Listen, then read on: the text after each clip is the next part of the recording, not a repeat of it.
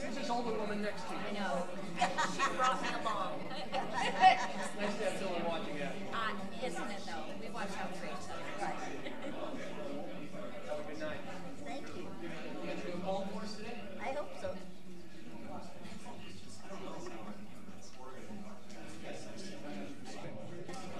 I'm not allowed to start yet, am I? Cody, you won't finish? Hey, how are you? I did? Oh, yeah. Oh, no, Kurt and I got a big reward. Yeah, we've been doing really well. Hi. Mark Tippett was sitting here. Oh, really? He's moved over there, and he wanted to know if you were coming. I said, I'm too late. Yeah, I bumped into him in the hall.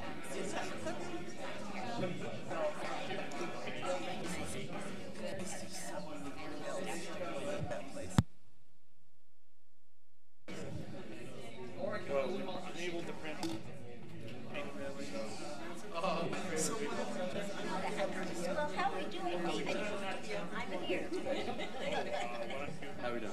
Very well. It's Good to see you.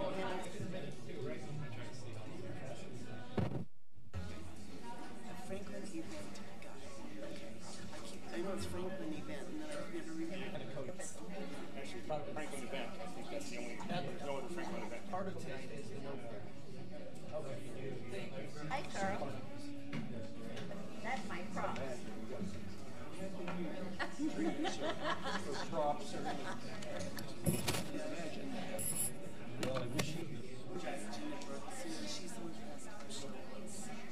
I have 6 o'clock. One more thing for you to do. It always seems to be so. Hey, he gets to be here whether he likes it or not. I like that.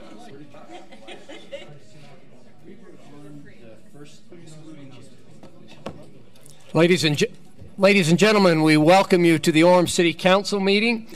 My name is Tom McDonald. I'm acting as Mayor Pro Tem until the Mayor returns from another commitment.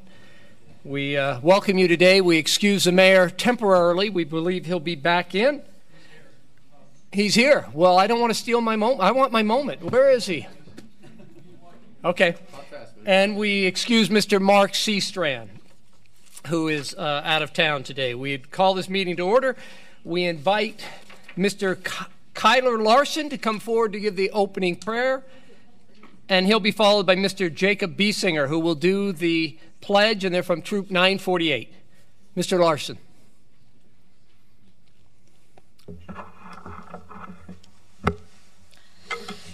Dear Heavenly Father, thank Thee that we could all gather here today. Please bless that our leaders will be able to have an impact on us today, and please bless that we will be able to strengthen the community day by day. In the name of Jesus Christ, amen. Amen. Thank you, sir.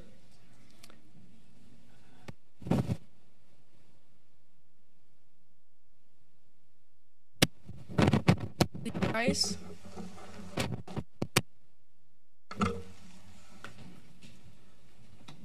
Read after me.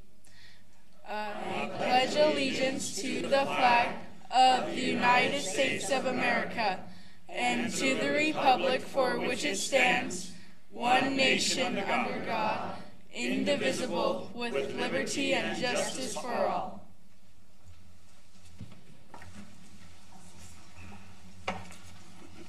Thank you. I say something? Yes, you know these men. Yes, I arranged for them to come, and I wanted a special thanks to Jared Goebel for bringing the Scout troop. He is my brother-in-law, and appreciate their willingness to do this. So thank you so much. So thank you. Other relatives of Debbie are on the hook the next time. Thank you very much for being with us. We'd like to, we're at the point of the meeting where we would approve the minutes of previous meetings. First, the Joint Council City Meeting, Alpine School District meeting of May 16th, and the minutes of the City Council of May 22nd, 2018. Do I have such a motion? To approve. We have a motion? Second. Second. All those in favor? Aye. Thank you very much. We have upcoming events that are published on both on our city websites and on the wall. And the mayor would normally make this point, but he got caught in the hallway. I'm guessing the mayor pro tem, of which I have the opportunity to serve, is a 6-month assignment, and my assignment will end June 30th. It's been proposed that Mr. Mark Seastrand of the City Council be the mayor pro tem from July 1st through December 31st, 2018.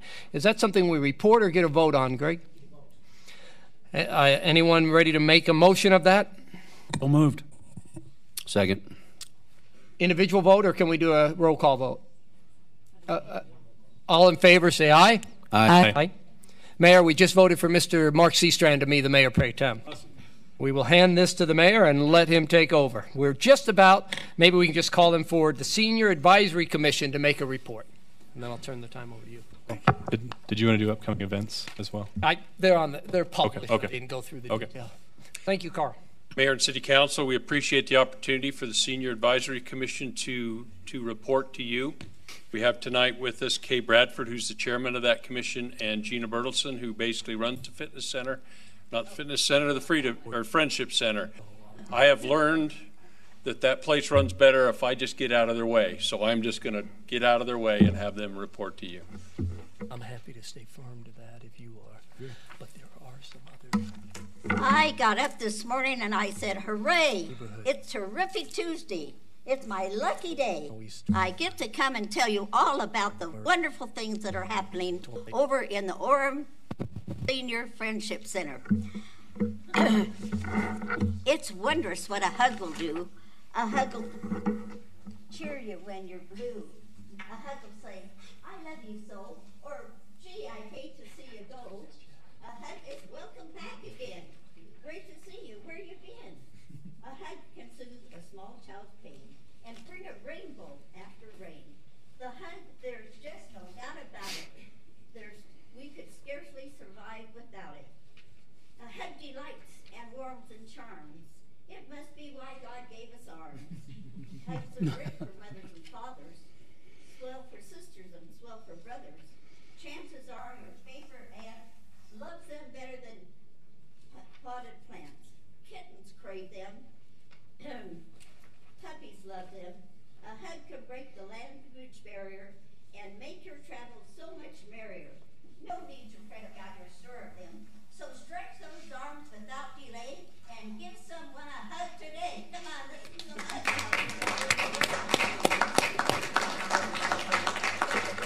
Did you write that? We give hugs and welcoming smiles at the Friendship Center under the great leadership of Gina Bertelson and Carl Hurst. Stand up. First. Let's give them a round of applause.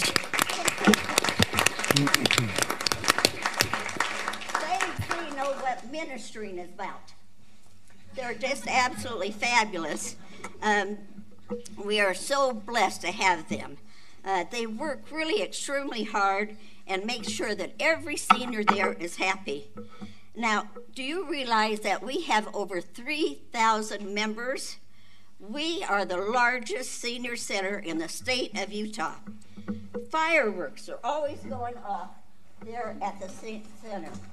And so to remind you that fireworks are always going out, here's some fireworks for you. There you go, Carl. Fireworks are always going off.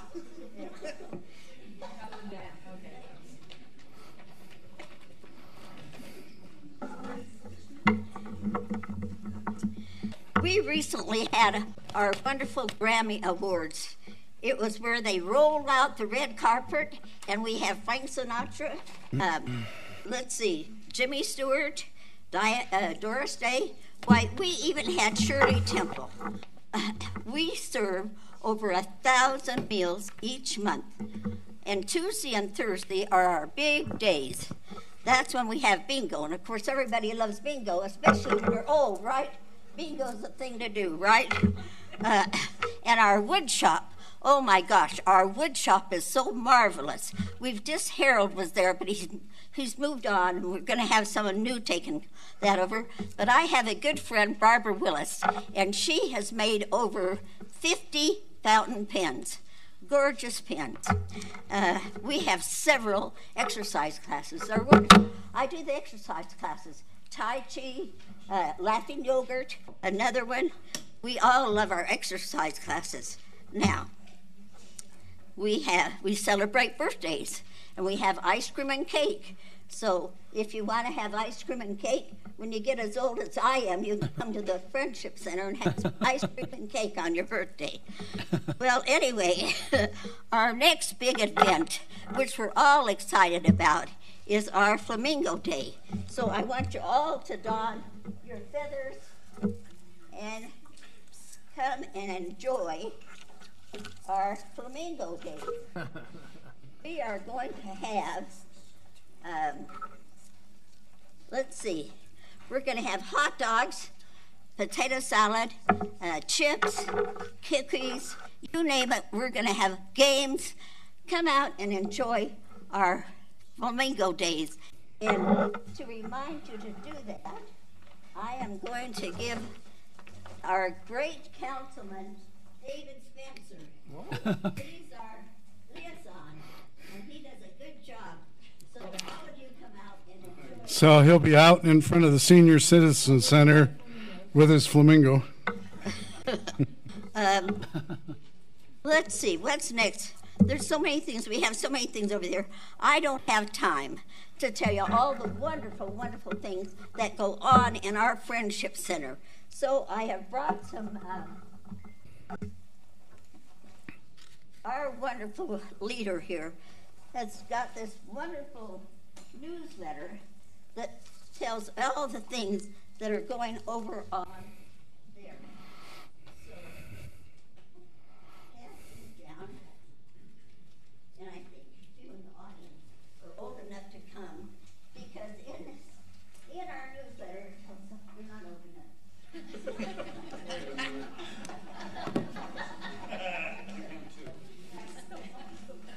don't think you're old enough.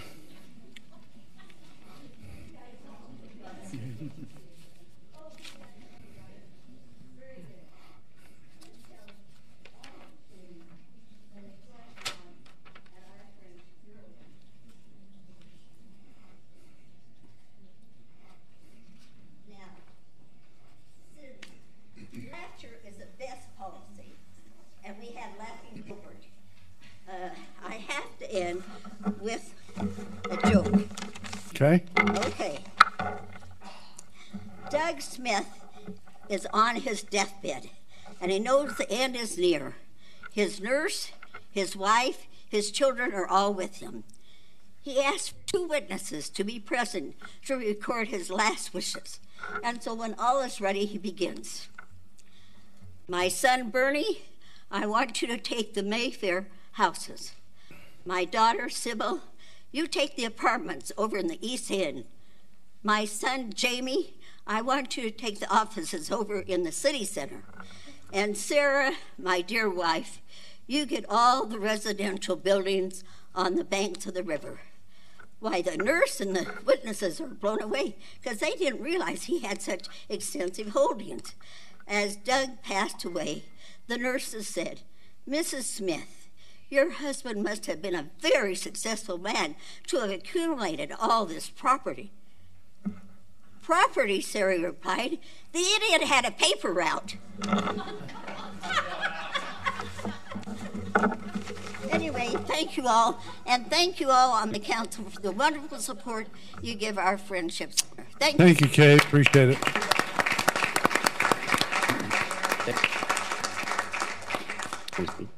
Councilmember Spencer wants to mention something, Kay. So, Kay, I have a fun time in the meetings. I wish we had it every week because they have so much energy, and you guys are amazing. So we appreciate what you do. Thank you. Okay, now we'll go on to a report from the Colonial Heritage Festivals and Cries of Freedom. Janelle Pugmire, I believe, is coming forward. Slowly but surely. Awesome. First of all, I might say it's really rude to have me follow Kay. I mean, really. But you all know what the Colonial Heritage Festival is. You all know what the Colonial Heritage Festival is, don't you?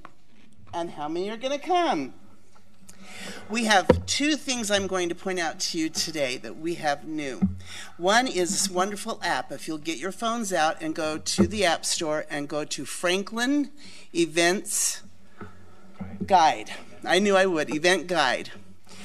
And it will probably show you a picture of Ben Franklin, but we can do all kinds of things. And you can go through the app at your leisure, but it will show you everything in our schedule. It will show you who the people are and who the characters are that they are playing. It will also, see, one of the characters is texting me right now. Anyway, it will also show where our shuttle bus is. It will tell you all the other activities that are going on. It will connect you to Freedom Festival activities, and it can connect us to Summerfest next year if you want to do that. But we've designed this app, and Gov Allen and his students at BYU, it's pretty cool. So if you want to just go see something that's for kids, you can put in kids, and it'll show you all the stuff for kids. And so you don't have to waste your whole day, but certainly it's not a waste. That's the first big thing. The second, and before I go into that, I just want to tell you thank you. I want to thank the CARE tax. I want to thank the city of Orem for allowing us to come to Sarah Park. I want to thank Carl Hurst for allowing us to come to Sarah Park. It was a big move for this group. And for me, I want to announce to you that I am making a big move as well. I am announcing that I am resigning as of August 30th because of conflict of interest with my job. They want me to report on Orem, not play in Orem, I guess. And my health is not as well as it can be for this event, and so I don't want to get too worn out, so I can continue writing about things like Palos Verdes and like that. So, that being said, I am going to brag that this is my 35th year of volunteering for the Freedom Festival and for Orem and for the colonial events that started down in Provo 11 years ago and things that I've done before that. And it's been a great pleasure to be here in Orem and to widen the scope of what the Freedom Festival really should be. It's not just the 4th of July, it is Independence Day. And I think it's very important that we, in our event, are teaching families and individuals what Independence Day means. And it's a big deal for the city of Orem. We are the 3rd largest event with the Freedom Festival now. So that's awesome. Take that honor. The 3rd largest event for the Freedom Festival, and it's in Orem. And they get surveys all the time saying that people love us. So the next thing and the next biggest thing that we're adding this year is because we are inclusive in our event, we have a whole new section on the African slave trade and how that built America. There's an organization called Ngome E Africa that's based here in the county, and they are partially refugees from places like Rwanda and the Congo and other African countries, and they are coming to our event. They will be in our storytelling tent, and at 4:30 every afternoon in the South Church, they will be presenting a big event. If you watch the LDS Church's 40th anniversary on the restoration of the priesthood to the blacks and everyone getting that, the choreographer for that event is the leader of this group that's coming. We also have a culinary artist by the name of Mama Africa, who is going to be cooking the slave food and what they served their masters, also the Creole food that came through the slave routes in the southern parts of the country. So those are great things, and because of that, I'm going to introduce Gov Allen, and he's going to give you your next gift. It's not a pink flamingo. I'm sorry. Oh, you're cute. She's so cute. Anyway, he'll explain to you a document that we found, and we always want to leave you with something historical, so I'll turn the time to him. But please come. It is July 2nd, 3rd, and 4th, 9 to 6. Thank you, Janelle. November of 1775, the governor of Virginia, John Dunmore, had lost his place in the governor's mansion. The rebels there in the colony, still colony, hadn't declared independence. had become so troublesome that he had to flee for his safety. In a final bid to be able to exert some control in the colony, he produced this proclamation. This proclamation, among other things, granted freedom to the slaves. But it wasn't to all the slaves in Virginia. It was only to those slaves who were willing and able to bear arms against the rebels, to come and join the governor's forces to fight against the rebels. And not just those who were willing to come and join, but they had to be owned by patriots. If they were owned by a loyalist, this guarantee of freedom didn't apply to them. This will be the center document in a performance that Janelle made reference to that examines how this very act affected slave families in Virginia. It will be a very moving experience, and for the first time at the festival, we are addressing slavery in a very direct way. And so we're thrilled to be able to move forward with this aspect of the history, and also thrilled to be able to give you this historical document, which we'll also be printing there at the festival. Thank you. Can we give them a round of applause, please?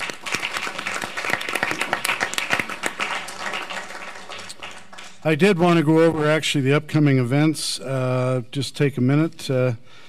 On June 26th, we'll have the Profire Energy Orem Fire PR event, 11:30 a.m.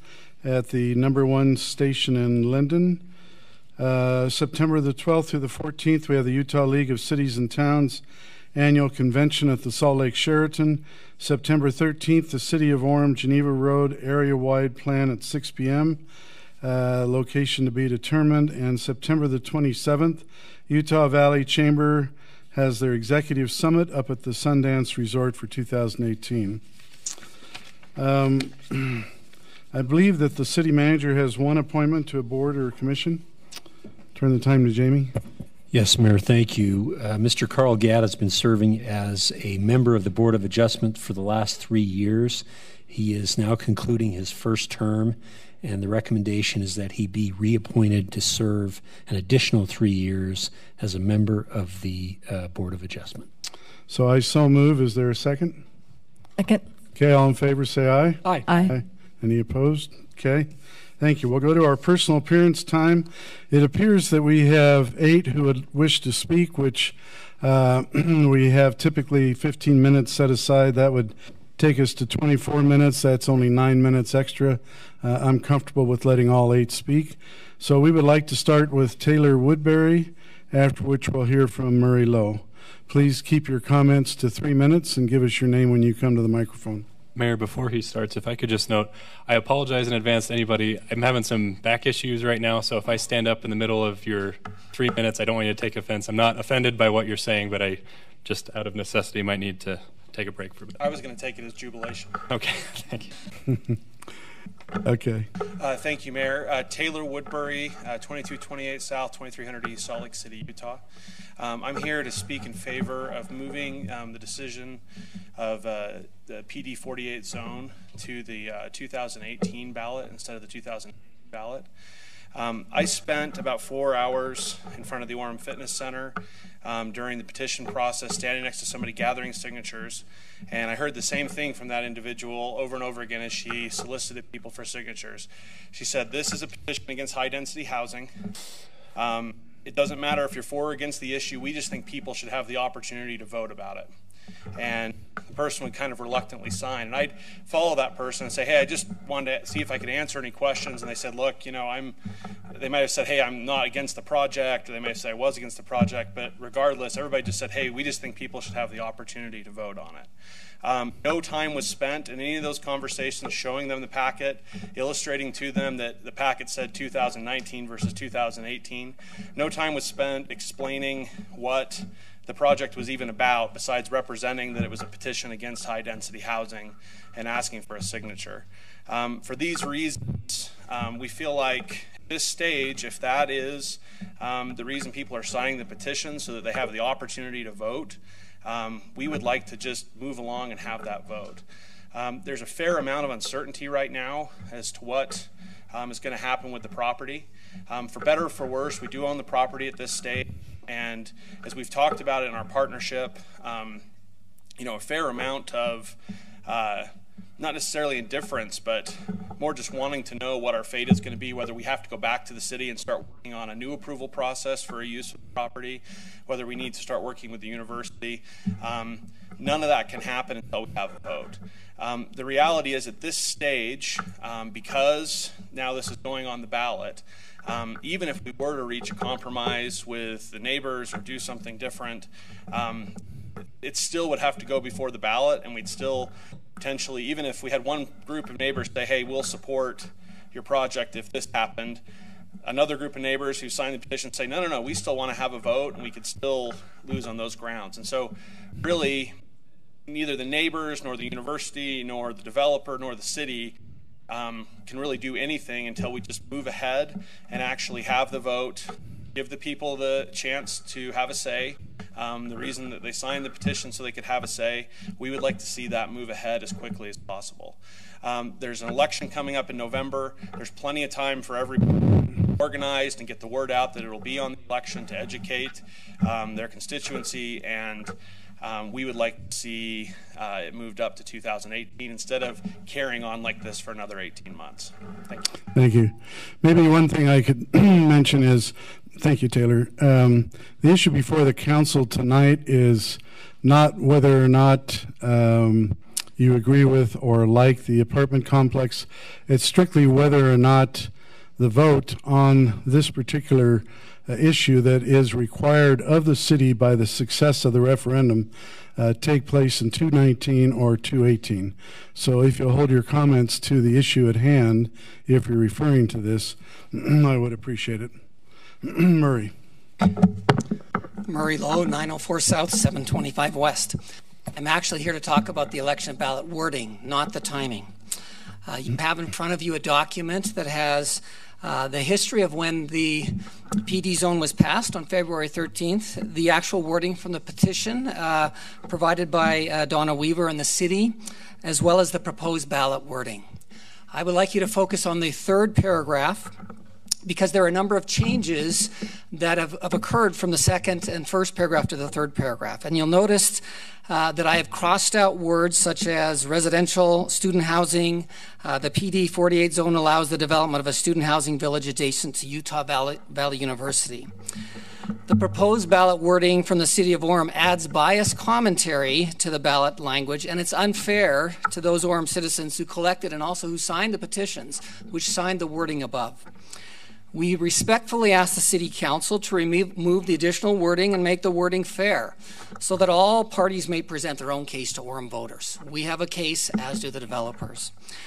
We think that if you do that, it demonstrates the fact that you're a governing body that acts in good faith with its citizens and it treats us with respect, and we know that it will also avoid further potential actions down the road. So I would ask council to go back to Jamie and the city and relook at your ballot wording and do something that is less prejudicial than it has currently been suggested and communicated to me. May I ask you a question? You the word just like you have it with the words crossed out, is that what you're proposing? That's what the ordinance was, absolutely. So that's what you're proposing? That's what I'm proposing. Okay. It's very, yes. I do have one other comment, and I am going to comment about timing. And the only comment that I'll say about timing is I heard in a meeting earlier today that property owners have rights and that we need to not wait on property owners' rights in their decisions. I also think citizens have rights. And I think we've asked the city before to consider our rights, and we're asking you to do that again. You're going to have to decide tonight whose rights are more important, the property owners or the citizens, and hoping that you side with us. Thank you. Thank you. We'll now move on to Alan Parrish.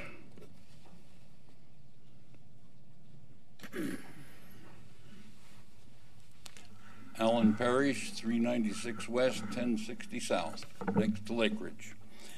About an hour and a half ago, I was in the work meeting with the City Council, raised my hand, and Mr. McDonald said I could make a comment. My comment was relative to the 2018 versus 2019. In my own petition as I went from door to door, and we've had a few meetings since then. And in fact, one was kind of a celebration party, and almost all petitioners were there. Their comments were very interesting. They made the comment that a lot of people found a lot of comfort in 2019 being on the petition. That's like a ballot, and they thought that as a guarantee. And as my comment was, I think that'll call into question the integrity of our process and our leadership. Another very common thing that was on the minds of people, two things I'll mention and conclude. One, they really liked, as Taylor said a moment ago, they really liked the idea that the citizens ought to be able to vote on this. Next to that, perhaps, was how many were concerned. This is somewhat unfortunate that we don't feel our city leaders listen to us. As I made that comment in the work meeting, Tom said afterwards, well, I understand, I don't worry about that. We can take care of that sort of thing. But the property owners have a right to a speedy trial. Remember using that word from your legal background, or a speedy decision. In this case, the property owner is one, a sole property owner that owns all 29, I think it is, parcels of land on Palos Verdes. And I think your comment, though not intended, I'm sure, shows the insensitivity. There are hundreds of other property owners. I can throw a baseball from my back porch and hit the buildings that will be erected there if the project goes through. When that happens, I expect the value of my home to drop by at least a third. And there are hundreds like me who are affected by this consideration and others similar to it. And so I just thought that the comment was that property owners have the right to not to have to wait for 18 months. That's one property owner. I would ask you to consider the hundreds of other property owners, citizens, taxpayers, good people of our good city. Thank you. Thank you. We'll now hear from Mark Stanis.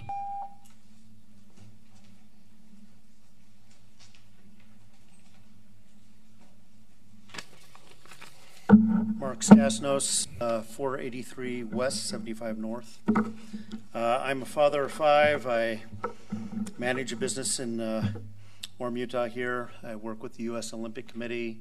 I also teach up at BYU. Today I'm going to talk about a brochure that was sent out to all of the citizens here in the city. In 2003, in March of that year, I was removed from my house because of a domestic issue. My ex-wife and my oldest daughter got into drugs. They started using them and openly using them. I was attacked by both of them, taken out of the home. Shortly after that, they started inviting people to live within that home that were part of that community. The police were called numerous times to that address by myself, neighbors, family members, to deal with some of the issues that were going on.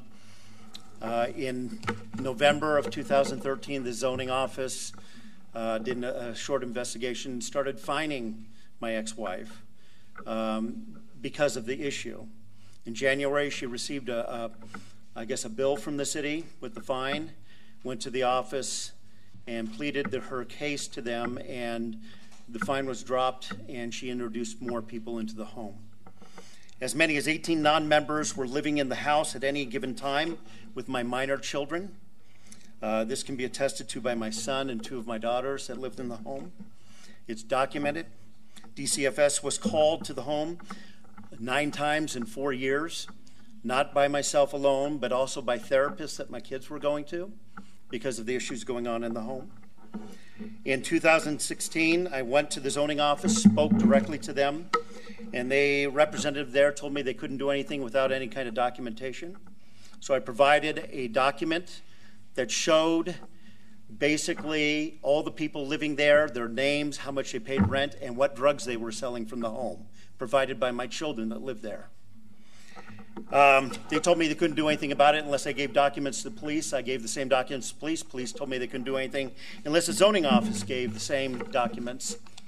You know, I gave the documents to them. I informed them they both had copies of it. Nothing happened. In October of 2016, my ex-wife threw out my youngest daughter from the home at 10 p.m. at night. A year later, in therapy, she opened up to her therapist, and it was discovered that she had been sexually molested and abused by people staying in that home, in that property. This is unexcusable. I'm talking to Sergeant Stavage of the Orem Police Department about the zoning infractions. He told me to be patient, that this could be resolved and would be resolved in a short period of time. This has been going on for 5 years and reported over and over again. The feds raided that house in June last year, 2017, and arrested 2 federal fugitives living in that house. So we'll have to have you stop, but if you wouldn't mind sending me an email and listing what you've talked about this evening, I'd appreciate it. Delighted to. I just want, if we're going to send this out, and it's going to have some teeth, I would love for it to be enforced. Okay. And I have 5 years of nothing being done. Thank you. Thank you. We'll now move on to Bobby Joe Jackson, after which Cameron Martin.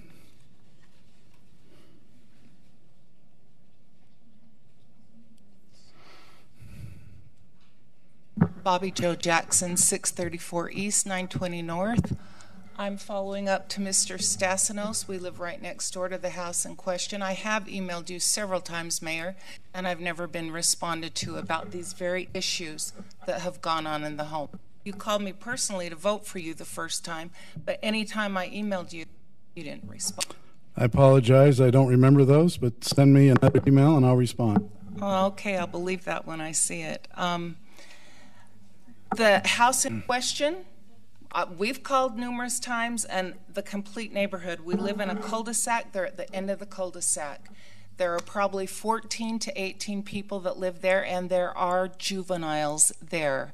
As he said, there were sexual offenders in the home who physically abused his daughter. I and my husband have been responsible for helping 3 of his children be able to leave that home. It's a problem.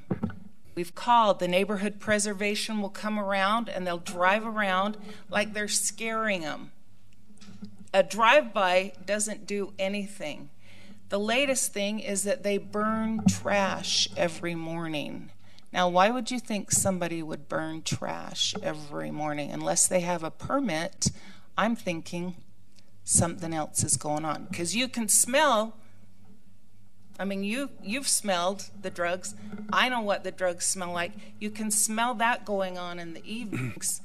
But the police have been called, and the last time the police were called, I don't believe, they may have gotten out of their car, but they were only there for maybe 2 minutes total. It's illegal to openly burn unless there's a permit right now in the city of Orem. So I just wanted to follow up with what Mr. Stassinos was reporting.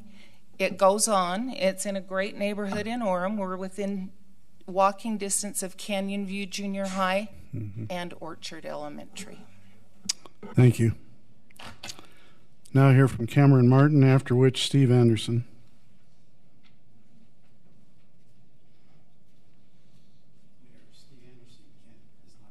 Okay. Family obligation. All right, thank you. Good evening. My name's Cameron Martin. I'm Vice President of University Relations at Utah Valley University. And to the question of when to put the PD 48 zone to ballot, the university would like to see it in 2018. The rationale is a matter of timing, yes, because the longer we believe as an institution, the best use of that property is for student housing, and are looking for any way to help support a developer of any kind to do that. The issue on the timing is the longer it takes to build something there, the longer we have to engage our strategies of marrying convenient, contiguous housing with mass transit solutions to eradicate, to eliminate or to even minimize the need for our students to have vehicles to engage the broader community and to engage our campus. With the mass transit solutions that are coming, coupled or companioned with a close housing, that helps us. So the urgency for us is to better use that land sooner than later. We also have an arts building that's being built right there across the street or next to this proposed development. And by the way, for the record, UVU surrounds this land. There is an access point to 400 West, but UVU basically surrounds it. Therefore, we have a strong interest in how this land gets used. And again, we believe student housing is good for it. So the longer we wait, the more it's left undeveloped and in its current state. We want this to be a place of gathering for community, combined not just with the student living, but with the arts building that's right there across the street. So as people come, it's a sense of real community with the younger generation and with the broader community. And if the language is to be more opened up on the ballot, can it be more descriptive of where the land is? And for example, X feet of the border is contiguous to Utah Valley University. To give the voter an understanding just how central or connected it is to the interests or to the land of the university. I pose that question to you, not knowing whether if you can open the language or not, but I appreciate your time. Thank you. We'll now hear from Mark Tippett. Afterwards, Chris Romerl. Is Mark here? Oh, I'm sorry. Coming.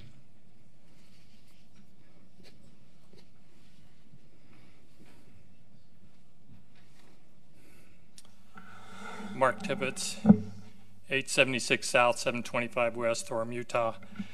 I want to address a couple of issues.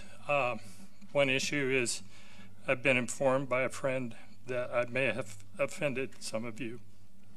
I'm sorry. The second issue is I'm here to announce that this week, Let Orem Vote will be filing an initiative to change the form of government of the city of Orem to a strong mayor. Our goal is to divide Orem into 7 districts, 7 city councilmen, so Orem will have a fair representation from each district and a strong mayor who will have veto power. Thank you. Thank you. Now hear from Chris.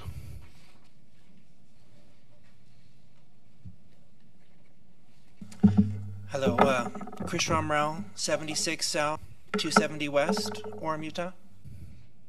I'm here to talk about the Wiggy Wash proposal to build a wall. I emailed each of you earlier this week and appreciate time to hear me out.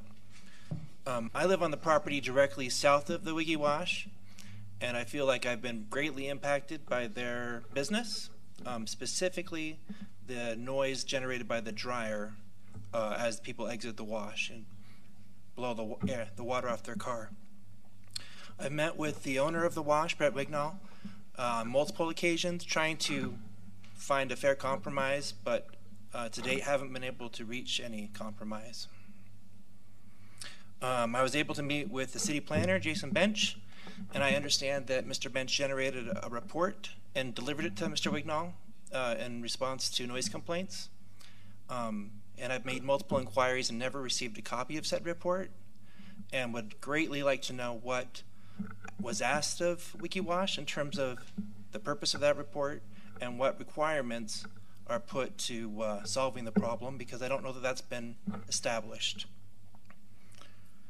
I was reviewing the agenda today, and I noticed that there's a request to bring the noise to 60 to 70 decibels, which is listed as conversation.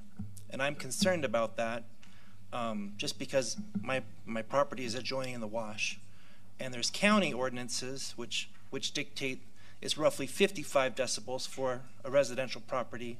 And now Mr. Wignall's, I believe, being requested to meet a standard of 70 decibels, which I think is very loud or excessive. I was able to review the plans for the wall that were presented to Mr. Bench and presented with the meeting. And I guess I'm concerned, and I share the concern that Mr. Bench presented, that I don't know that any sound study was conducted in making this proposal. And so we don't know to what degree the sound will be impacted by the construction of this wall. And so I'm concerned that Mr. Wignall will undergo some treasury, some money to build this wall, and we won't know if it will have any impact to the noise that's being emitted from his property. My neighbor is trying to sell his house. He's actually closing on the house, and his realtor indicated that was about a $5,000 depreciation on his house value because of the wash and the impact on his property. There's several other neighbors here today. We appreciated your postcard, and we're all very concerned about the noise, not just those properties directly south. Again, my request to the council is to reject the proposal of the wall as is and submit for a sound study. Thank you. Chris, could you, for my record, give me your address and phone number? 76 South, 270 West. And my phone number is 801-879-8885. Thank you. Thank you. Okay, we'll now go ahead and close the personal appearance portion of our meeting and move on to a consent item. This is an ordinance amending Chapter 7 of the Orem City Code pertaining to the electrical code. The recommendation is the Director of Development Services recommends that the City Council amend Chapter 7 by ordinance of the City Code pertaining to the electrical code. Just a little background. State law requires that cities adopt specified versions of the national and international codes pertaining to the buildings. The proposed amendment reflects the most recent changes in building and safety standards. The changes are necessary in order to ensure the safety and welfare of Orem citizens that is safeguarded to the best of the city's ability. So I would move that we amend Chapter 7 of the Orem City Code pertaining to the electrical code. Is there a second? Second. All in favor, say aye. Aye.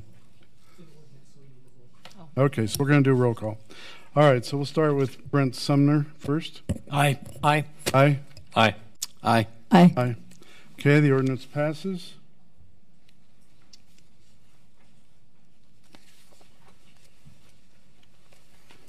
We'll move on to scheduled items. Number 18, a resolution approving the authorization of the Governor's Office of Energy Development to conduct commercial property assessed clean energy district, CPACE district within the city of Orem. Our presenter is Ryan Clark. And who do you have with you, Ryan? Good evening, Mayor and Council. I am joined here by Shauna Kwan with the Governor's Office of Energy Development, and she will be assisting me in the presentation this evening.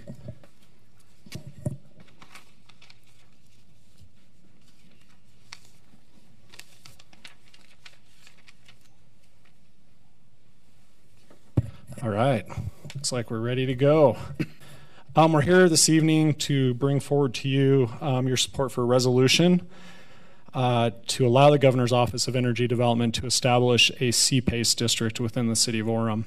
A CPACE district allows the CPACE program to be deployed in the city, and businesses in the city can utilize that program to help them as they redevelop their properties or develop their properties. And Shauna will go over that in just a moment.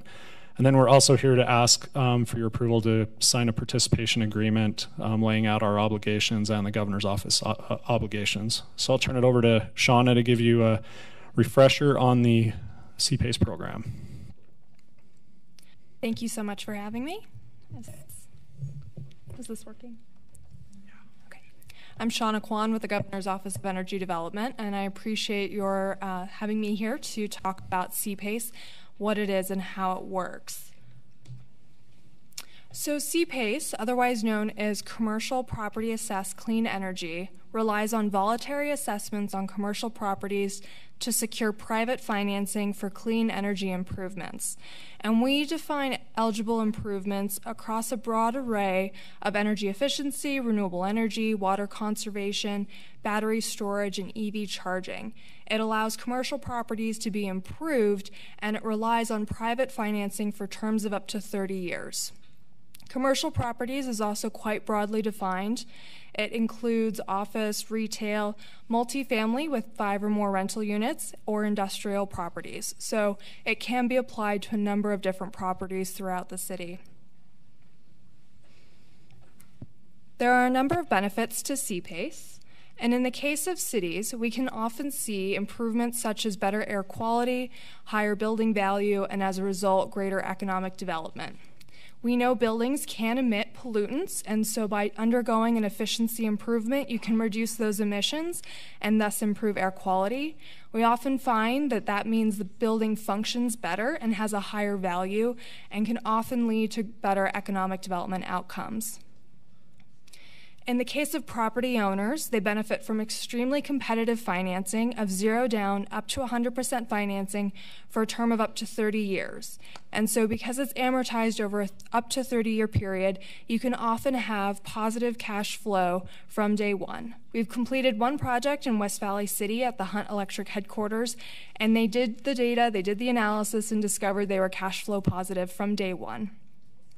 So that's one of the examples of the benefits of CPACE for property owners. We've also seen improvements in tenant retention and tenant satisfaction, which is really crucial to property owners in their long-term success. In the case of capital providers, I mentioned this is financed privately. They are able to get extremely secure financing. CPACE relies on a voluntary assessment placed on the property, and that does take first position against a mortgage. And so this is very secure for a capital provider. That being said, a mortgage holder does need to provide consent. We want all parties to be aware and understanding of the situation. But in some cases, we found mortgage holders are quite open to consenting to the CPACE assessment because it increases their building value and it can increase their borrower's ability to repay. In 2017, at the state legislative session, we were able to pass legislation updating how the program functioned. One of the changes was how financing was completed, and I believe I've talked to the council about the original program and how you placed a voluntary assessment and the city council would issue an assessment bond for the project. As an alternative to that, we've now allowed for an assignable lien. So an assessment bond is no longer required. It no longer requires a city council to pass an assessment bond for a commercial property. We understood that's an improvement that would be welcomed by many cities, and it was thanks to Ryan who helped us move that legislation forward. We also clarified that CPACE is not the obligation of the administrators. And you'll see in this next bullet that there's a few different administrative options. The first is the CPACE district, which I'm here today to talk about. Our office is named as the administrator of the CPACE district, which gives us the authority to administer projects on behalf of cities and counties that opt into the CPACE district. Alternatively, cities still have options for administrating locally. They're able to do an assignable lien through the executive or mayoral office. Alternatively, they can still pursue the assessment bond route, and it would require city council approval.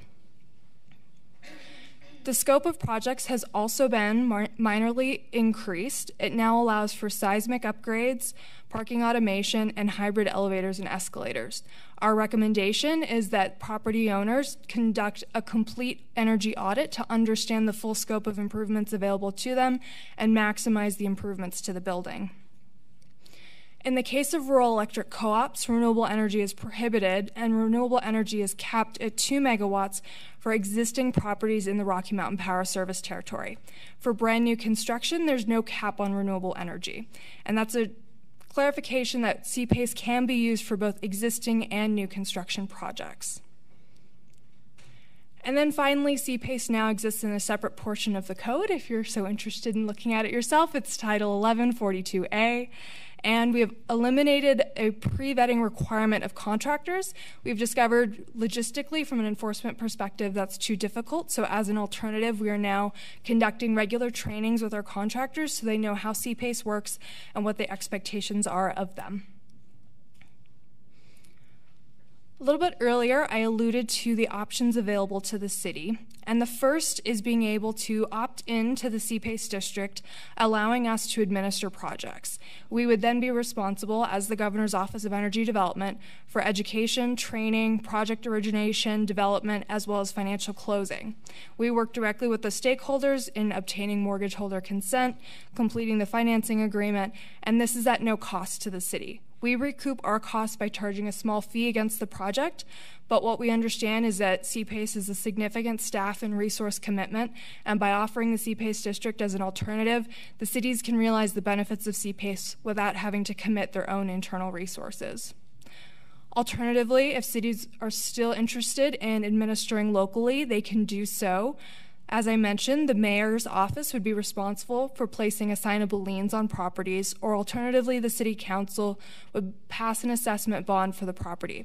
That requires the city to handle all education and training, as well as project origination, development, and financial closing, and then coordinating repayment between the property owner and the capital provider. You can probably see why we're in favor of the district, that part. Going forward, these are the responsibilities for the CPACE district and for the city, and Shauna already touched on the CPACE responsibilities, but our staff here in the Economic Development Division, we would be responsible for basically advertising the project, marketing it to our businesses, and holding a couple of roundtable events. We would want to do this anyways because this is another tool to our businesses, landowners, and commercial properties in the city.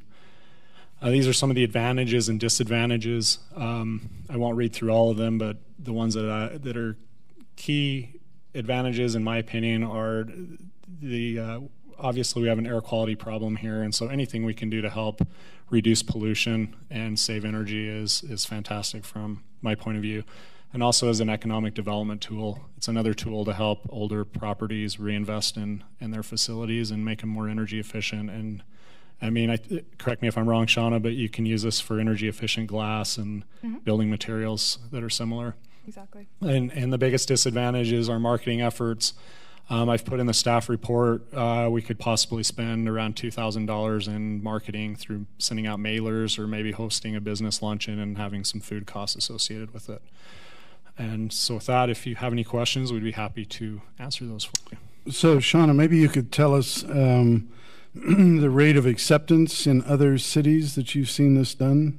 Yeah, thank you for the question, sir. So we're currently doing the education in the rounds with the city councils. We've just successfully had Provo opt-in. Salt Lake is in the process, as well as Ogden and Park City and Logan. So we're moving as quickly as we can. Are you aware of other states that have this and what their success ratio is? Absolutely. There's over 20 states that have established their own programs. CPACE is a little unique in that each state decides their own program, Sure. And so it operates a little bit differently. But generally speaking, there's been over $500 million in commercial projects across 1,200 commercial properties throughout the nation. Okay. If I could add to that, Mayor. Sure. I participate on the Clean Air Task Force and hold a chair there, and the Clean Air Task Force is in support of this program. And so they would send their recommendation in favor of it also. I know we've talked about this and discussed it for a while, and I see great advantages in it and glad to see it coming and moving forward. Any comments from the council? Councilmember Sumner. Now, who comes down and evaluates your business, or how's that done? Can you kind of touched on that, but can you explain that? Absolutely. Traditionally, we work with contractors. They have an existing portfolio of clients, and so we're conducting a training on June 27 to help them vet their own client list to identify projects.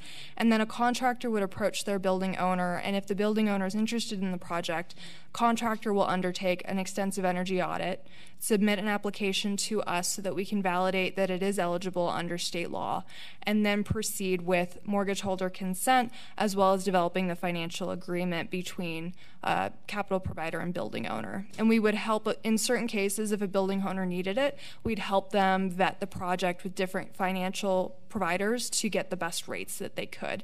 So we're currently working with a number of capital providers, getting them on our own directory so that if there's a building owner who wants to shop around their project, they'd be able to do so. Thank you. Mm-hmm. And I think we ought to stress that this is a voluntary program, that it's not mandated by the city or absolutely our ordinances. It's just another tool that if our businesses are interested in participating in, we would have it available for them. Thank you. Councilmember Lentz. So 2 questions. The resolution we're voting on, is this only permitting that option 1, the preferred option, or does this still give staff or anybody latitude to, well, we really want to do option 3 this time? And this would be for option 1. We would opt into the district, and that would be how we would participate moving forward. And then the only other question, and I forwarded an email to you that a resident had sent us, concerned about, in California there were some issues where independent homeowners were using similar programs to put on solar panels on their homes, and based off of the homeowners' financial situation, sometimes cities were being left on the hook. How do we deal with this? But because this is commercial only, and we're not necessarily the ones on the hook by bonding for it, I don't think we'd see any risk to the city in that same light, correct? And I think it's a great question, and you have a very well-informed constituent. There are some issues with residential PACE, and this is purely commercial. Utah has not authorized residential PACE. But in addition to that, we are aware that it is crucial to protect conflict of interest, which is why our office has decided to serve as the administrator. It creates a separation between the financial entities and the administration entities. In other states, they've decided to combine those, and that can often result in some of the conflicts that we've seen. And so as a result, our office, and in partnership with SRS, which is a vendor that provides services to Connecticut, Colorado, and Rhode Island, we provide an objective platform to vet all of the projects as they come to us and verify and double check the work that contractors are doing to ensure that building owners are protected. Okay. Thank you. Any other comments or questions from the council? I would accept a motion if someone would like to make one. Okay, Debbie. I move by resolution that we authorize the Governor's Office of Energy Development to conduct the Commercial Property Assessed Clean Energy District within the City of Orem, and authorize the mayor to execute the governing body participation agreement. Is there a second? Second. Okay, Brent, we'll start with you. Aye. Aye. Aye? Aye. Aye. Aye. Okay, thank you very much. Appreciate your help. Thank you. Thank you, Ryan. Okay, we'll move on to number 19. I believe that Councilmember McDonald did mention that Councilmember Seastrand is on vacation and not available, right? Right. Okay. He's not calling in. Right. Okay. Number 19 is a resolution approving a fence modification at 220 West Center Street at the Wiggy Wash Car Wash in the C2 zone, and Jason Bench is our presenter.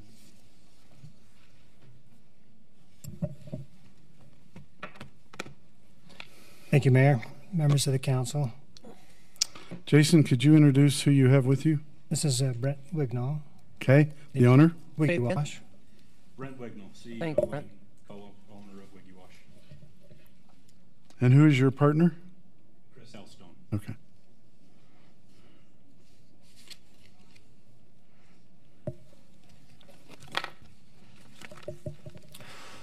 So as you're aware, the Wiggy Wash was approved back in August of 2017. At the time, they met all the requirements.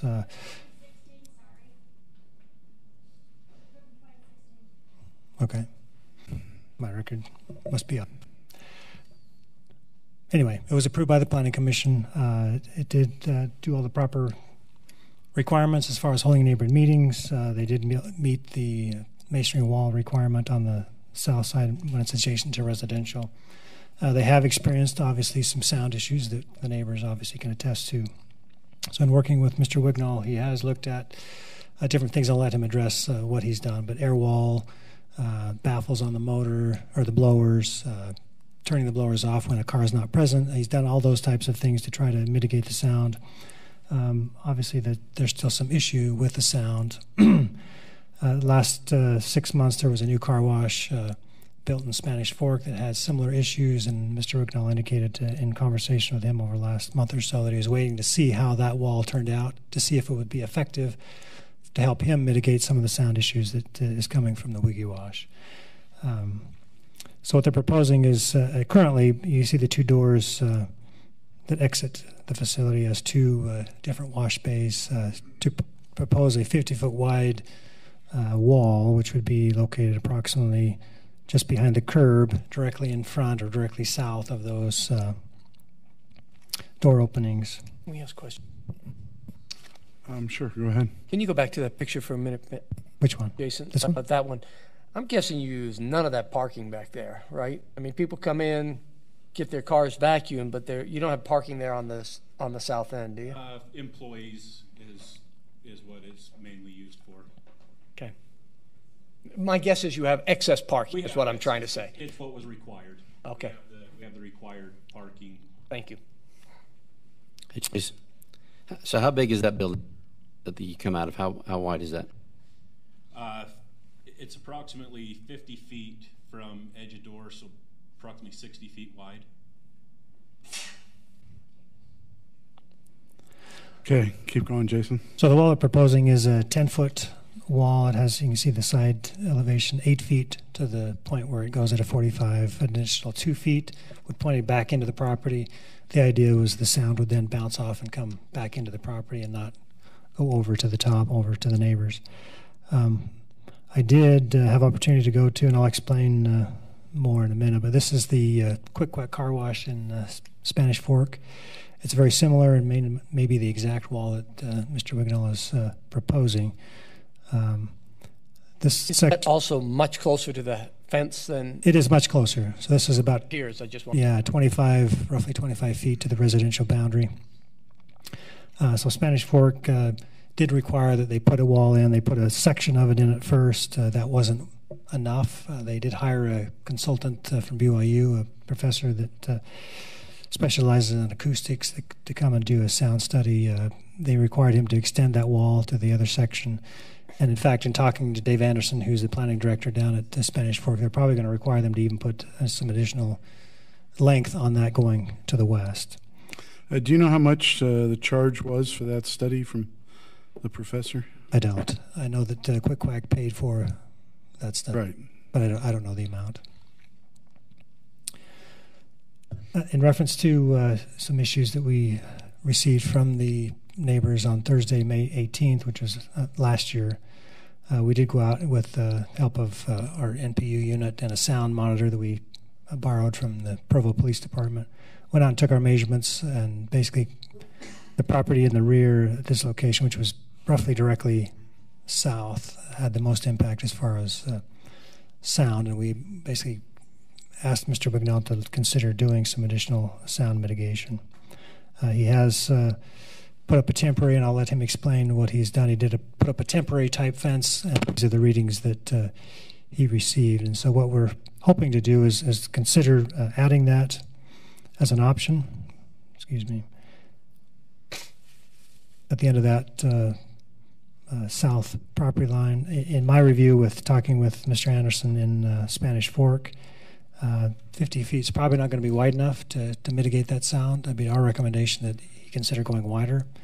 And in addition to that, consider doing a sound study so that we can know for sure that proposed will mitigate. So did they do a sound study down there in Spanish Fork on the Quick Quack Car Wash before and after? Yes. So these are the results, just briefly, that was into the... So the white is the result. So the yellow is the first section of fence that they took the measurements. The white is when they extended that fence to the west. You can see that. But do you have the measurements before the fence was put up? I don't. They required that section when it was built. The first section directly in front. Okay. So these are the readings that we had. So it dropped between 3 to 5 decibels by extending that fence further to the west. And what Spanish Fork indicated, they will probably require them to go another 20 feet to the west as well. Do you know what the cost of that fence is? The fence itself? Uh-huh. Mr. Wignall would have to... Okay. We're at the 50 feet, we're estimating $20,000. If you did it just like they did in Spanish Fork? Or if you're doing it the way you want to do it? According to how we have it drawn and engineered. Okay, not the one in Spanish Fork. Yeah, so he's proposing 50. That one, as I pasted off, is probably more 60, 70 feet currently, and they're wanting to add another 20 to 30 feet. The thing that I'd like to kind of point out is where is the amount of decibels that they had to drop. Where in the sound observations on May 18th, the highest one we have in the backyard as a vehicle is exiting is 72. So we're not trying to drop 5 to 8 to 10 decibels.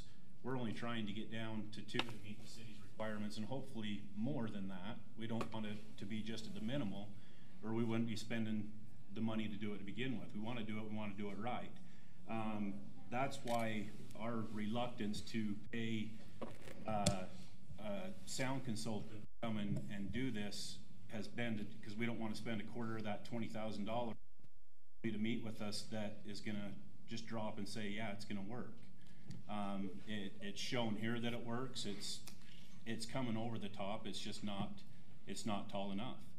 And we're, like I said, we're at 72 decibels with the vehicle exiting, and we're as low as 62 back up on the sidewalk. And it only affects two residents that are directly south. As far as decibel level, let me correct as far as decibel level, to the far west corner of the parcel. Can you put this up, Jason, that he's talking from? So right in that, well, if we go even to the with the sounds, the one I sent you. That one? Yes. So number 1 that you can see up there, that reading came in at 64 decibels with both blowers full going, air gates open, no reduction being used at all. So, and at the far north of, I believe it's the Dunnels, we have 63.4. So the main problem is just right there at the exit of where it's coming out, where we hit 70 at point number 5, which is pretty much that boundary line between those two homes is pretty much within 5 to 10 feet of being dead center of the tunnel exit. Okay. This is not a public hearing, so we had time prior to that you could speak. Okay. What is your comment, real quick? Just one comment. I'm not interested in having you come forward, but.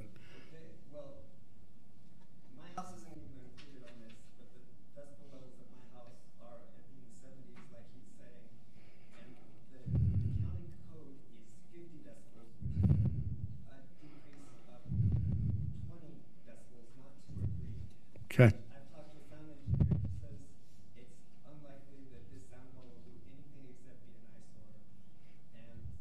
eyesore. Okay. All right. Thank you. Appreciate it. Well, 20 decibels is actually almost 50 times louder than what the county code allows. Okay. All right. Thank you. So, Jason, go ahead and continue. So basically that's it. I mean, they're here to propose a 50-foot wide, 10-foot tall wall to help mitigate the sound. Our opinion in conversing with Spanish Fork and their experience with the Quick Quack, that I think it probably needs to be wider. And I think they used a professor from BYU, which I think would probably be a lot less expensive than hiring another sound professional. And I think that would be the way that I would recommend that we at least consider widening that 50 feet to something to the west, and also have BYU, and maybe the city can participate in that cost, but I don't think it's going to be substantial to work with a professor at BYU to do that. I don't know that for a fact, but. Okay. All right. Any comments from the council? I'd like to make a comment. I'm not comfortable that I know enough one way or the other on this to make a judgment call personally. I have been over there myself and parked by the homes, and it's so loud when I'm there that I find it a real nuisance. Again, I don't know I could be hearing the 70 decimals and maybe I'm used to 50 decimals. I don't know. But for me, I would like to get more information from Spanish Fork as to what they've found, what they're doing, what their studies show, what the cost would be from the BYU professor. I feel like this is a really important issue. If you're sitting there in your house, and Brent, if you're living right there and weren't involved in a car wash, you might look at it and say, wow, this is something that bothers me when I'm having a barbecue. So I think it's important to look at both sides, and I would like to get more information personally before I would make a judgment call. So I'm not making a motion yet, but I would make a motion to continue this to get and require time to allow Jason to come back with more information from Spanish Fork, from BYU, etc. But David Spencer, Councilmember Spencer. So I was in Chris's home, I think it was Saturday morning, and we couldn't even carry on a conversation in his bedroom. So I think the sound wall, I think you're getting there, but I don't think you're there. And I think the sound study would probably tell us, I'm not sure if we as a city want to help with the sound study or not, but I don't know if the city asked them to put the building this way instead of this way. I'm not sure if that was the case.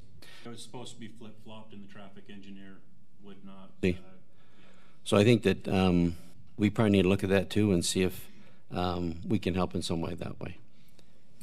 Okay, Jamie, did you have a comment? Yeah, just a couple of comments, if I may. The first comment is, I think, Mayor, it would be very helpful if you were specific in expectations that you set. So, for example, additional information, what does that include? Sure. If there is a specific sound study, then I think that also needs to be discussed. And a cost. Well, yeah, I mean, we represented and we made contact with Mr. Wignall suggesting that we would be willing to participate because we think this is of concern to the neighborhood and to the community. Sure. So we want to solve the problem. At the same time, too, I think maybe there's a little bit of misunderstanding as to the genesis of the orientations of the building. The property owner is not the user of the property is not the property owner, and as such there was desire to maximize the number of lots that could be garnered from this parcel. And so I'm not sure that's necessarily a fair representation of what actually took place. Fair. Okay. Councilmember McDonald. Brent, right? Is that okay, Mr. Wignall? First of all, thank you for trying to find some resolution. One of the things I would like in that quote study is it 50 decibels or is it 70? I've heard both numbers. One is perhaps a city law, perhaps one a county. I don't know what that is. But I do appreciate your willingness to study this. I also appreciate the business side of it. Why do I want to spend $5,000 on a study if it's only going to cost me 20? That's one good business side of it. The other is, why spend 20 if that isn't the right 20 to spend? And so from my standpoint, I think Councilman Spencer hinted at it. We might be willing to participate in that study. So at the end of the day, we get people as happy as we can. And anytime you have a residential butting up against a commercial, you have a natural friction, and yet you properly build in a commercial and the people behind you properly build in a residential. But that buffer zone is what we're trying to protect. I've also received emails, and perhaps that gentleman's here, I don't have my computer up, from someone saying, hey, I'd rather have the sound than the wall, which will block my view. And I don't know if that was somebody here or not, and I'm not purporting that that represents all of you, so forgive me for that. But perhaps we ought to also hang some balloons at is it a 10-foot high wall? And let the neighbors kind of see where this would be. Hang some helium balloons at 10, and again, I'll pay for that if you or the city won't. It's not that much money. I'm doing the balloons. Where's your wallet? I'm happy to give you my American Express number. Not you, Mayor. Anyway, and I won't give you my mother's maiden name either. But if we can get something done so the neighbors can see, because it's kind of been a them and an us, and I'd like to have a little bit more unity of saying, hey, this is what the height's going to be. And the decimals, this wall, we'll take it from 72 max. And when the mayor said it was loud, he might have been right on the property. I don't know where he is. And anytime you go through the dryer, it's a little bit loud. But I don't know what it is 35 feet behind at the neighbors. And I'm not, neighbors, I don't live there with you. And I'm not fully understanding your view either. But rather than encourage you and improve a $20,000 wall when it may not fix the problem, where a $25,000 problem may just get everything done at once, I'd love to have some kind of a study. Like to see if it's got to get from 50 to 70. Grateful that you're here in Orem. Sorry that there's a bit of a challenge between you and the neighbors, and I hope we can find a reasonable solution that beautifies their world, cuts their noise, still lets them see Timpanogos, and the fireworks from their home at night at the Summerfest. So trying to mix that, and Jamie and Jason can work with you to say, hey, if the study's X, we'll pay for Y, and you pay for Y, and see if we can find some way to really serve the citizens who live right behind you and those who use your product. So that's my thinking. Jamie. And maybe just to Councilmember McDonald's point, a representation is made as to, for example, a county standard. I know in other communities there are standards different than 50.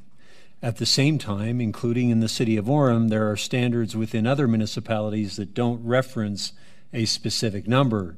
So if we are going to shoot for a target, we probably ought to identify what that target is so that, for example, we can manage expectations on both sides of this conversation. I would hate to be in a circumstance where an effort is made to reduce, but that reduction is not necessarily consistent with everybody's expectations.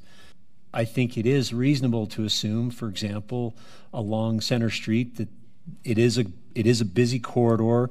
There is commercial and retail along that corridor. You can expect and anticipate a certain amount of noise.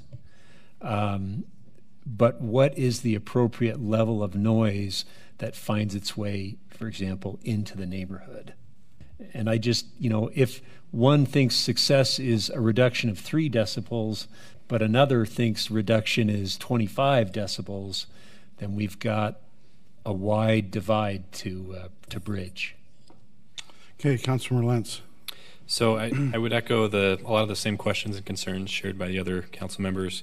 Although when I visited the properties along the south there and stood in the backyard, it wasn't as loud as I was expecting. I'm not saying it wasn't loud; it was loud, but I had some of the neighborhood members saying that it was comparable to a rock concert, which maybe we go to different rock concerts. I'm not sure, but it didn't seem quite that loud to me.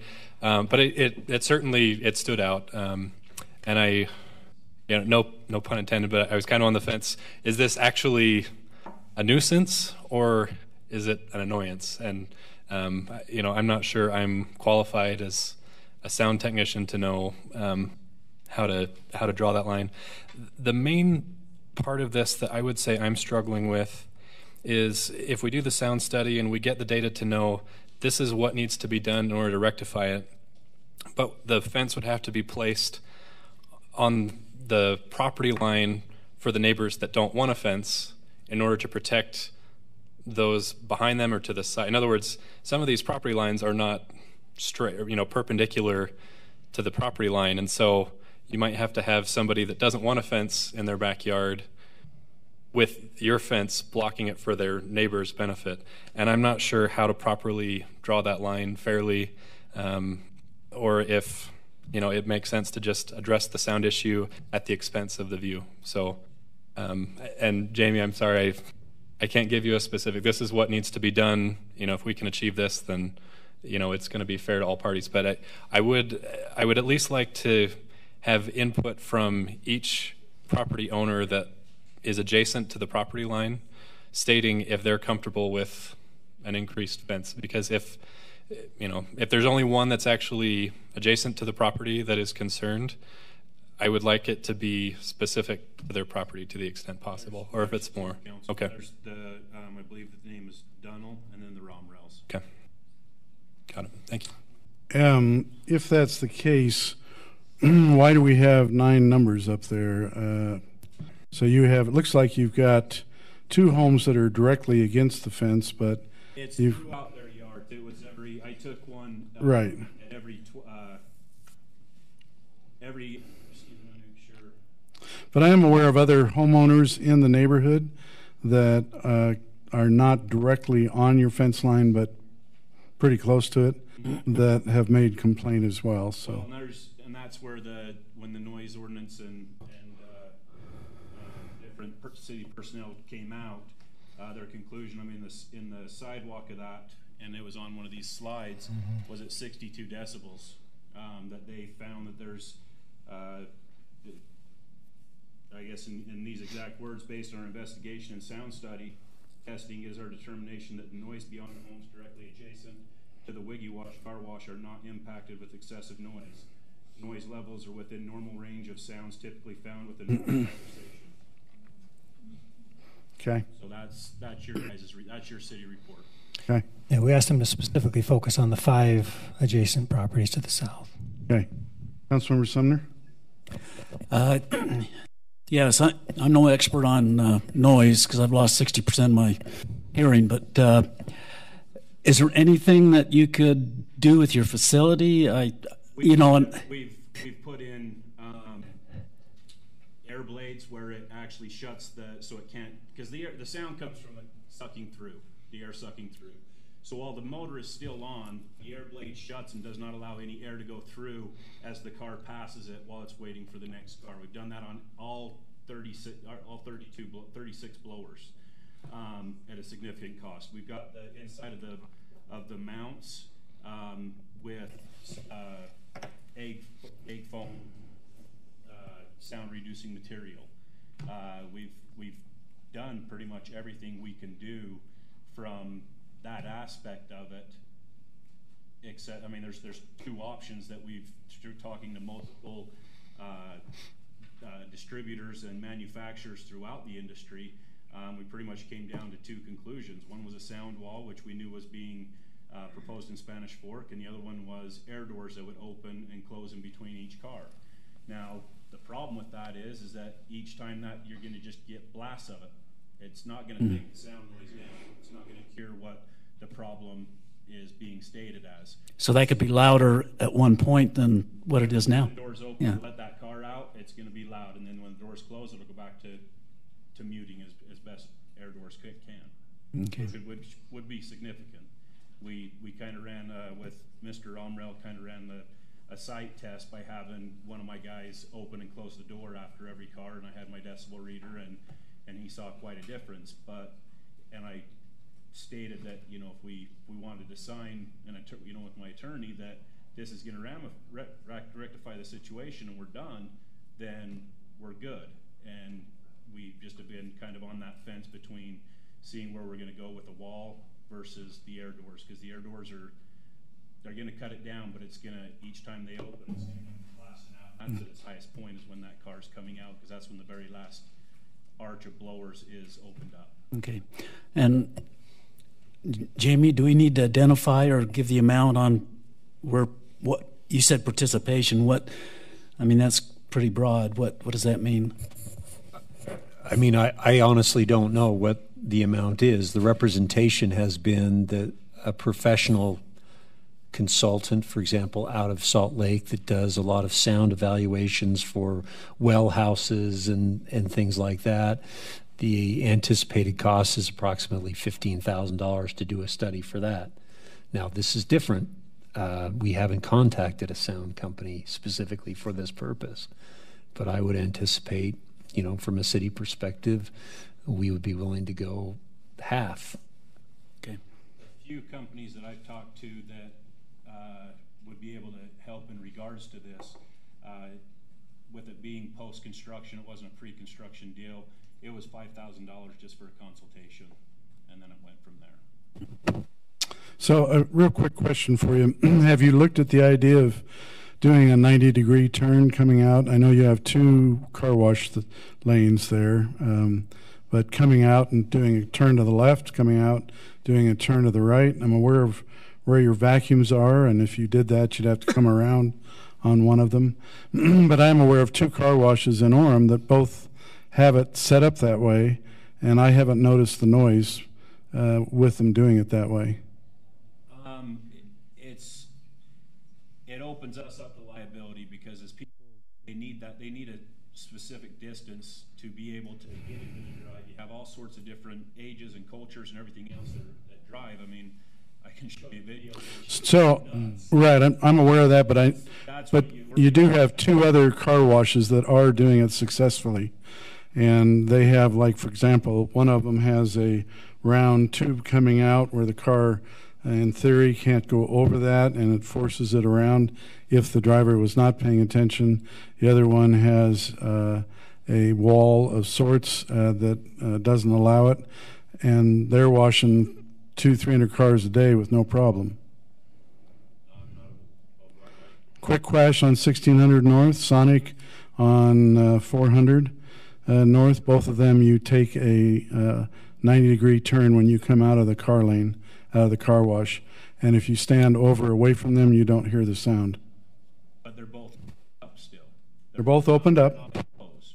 Well, they're enclosed as far as, they're enclosed as far as where the turn is, and then where they come out, it's opened up.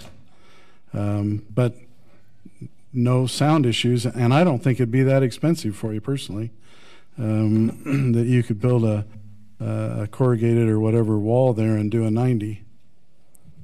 So I'd like to see a look at that as well. You and I have talked about that before, and we do have 2 car washes doing it successfully within the city.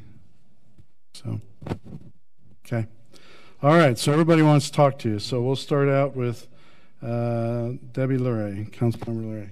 I do appreciate your efforts to try to mitigate this problem. I just want to get a feel for how many cars you're washing. Is this constant all day long, every day? It's getting busier and busier. You can go on Google reviews and there's over 700 reviews to the 4.7. So it's the car wash that people are starting to go to, which is. And so your average day, how many? A couple hundred? No, 2,000. Oh, per day? Okay. So really, the noise is pretty much constant. Okay. That's trying to figure out. Yeah, it's not off for an hour and then back on. It's a constant. Okay. Thank you. Councilmember Spencer. Jason, can you go back to the picture coming out of the car wash? So you see you can see the cars turn to the left and then to the right. So the question is, the mayor said, do a 90-degree. I was thinking more like maybe you could do a round, come out, and the sound would go around and go out to Center Street. But the panel's right in front. Yeah, but it'd go like this. But the question is, if you're doing 50 feet of wall, how much wall would you really need to make the corner, the turn? So it might push the sound out to Center Street instead of into their backyard. That's just I'm not a sound guy, but that was my idea. So whatever. Thank you, Councilmember Lentz. I'm just going to shout if that's okay. So, and maybe this is a bad idea, but could you just have thick, clear plastic strips, like rubber or plastic or something, just draped down at the exit? Would that impact the sound escaping? It's too much of a liability on vehicles, especially for how soft paint is nowadays. It would damage the car. If we did it we've thought about that and doing a microfiber type cloth, but throughout the day they're just going to get drenched from any leftover that's on there, and just get everything we did to make a great car is going to get reversed. One question I do have, kind of going back to Councilman Spencer, on where you're talking about doing that corrugated wrapping around, if we were to do that, because the problem we have that we saw when we entertained Mayor Brunt's idea is the distance that we have, because we have to have that required parking, and then if we're going to make a left out of there, how do they get around to the vacuums? So there's not the room to make that radius coming around and go back through with those stacking lanes still there. Is that something that as we do this study and move forward, is that a possibility to not require those stacking lanes going across the back of that building, or not require those parking stalls across the back? Yeah, I think everything's on the table. I'm not sure why we need parking stalls back there. I think there's plenty of places to have parking stalls. And, you can see the water from the vehicles where they're going. Yeah. So if your parking stalls are gone, you've got room to go back over to the vacuum. Correct. Okay, So if I can just address that briefly. The parking is based on zone, not by use, but the Planning Commission does have an option to reduce or limit the amount that they need, so that is an option. But it's not because of the wash, it's because of the zone required that many stalls. Sure. Okay. Councilor McDonald. Again, neighbors, thank you for helping us be aware and giving us your write-up of some of the concerns. And Brent, thank you for being willing to hear this. I don't think you want us to micromanage your business if we know very little about it, right? You don't want us to tell you how to build it or which fans to turn on or off, but I would encourage you to explore all those options.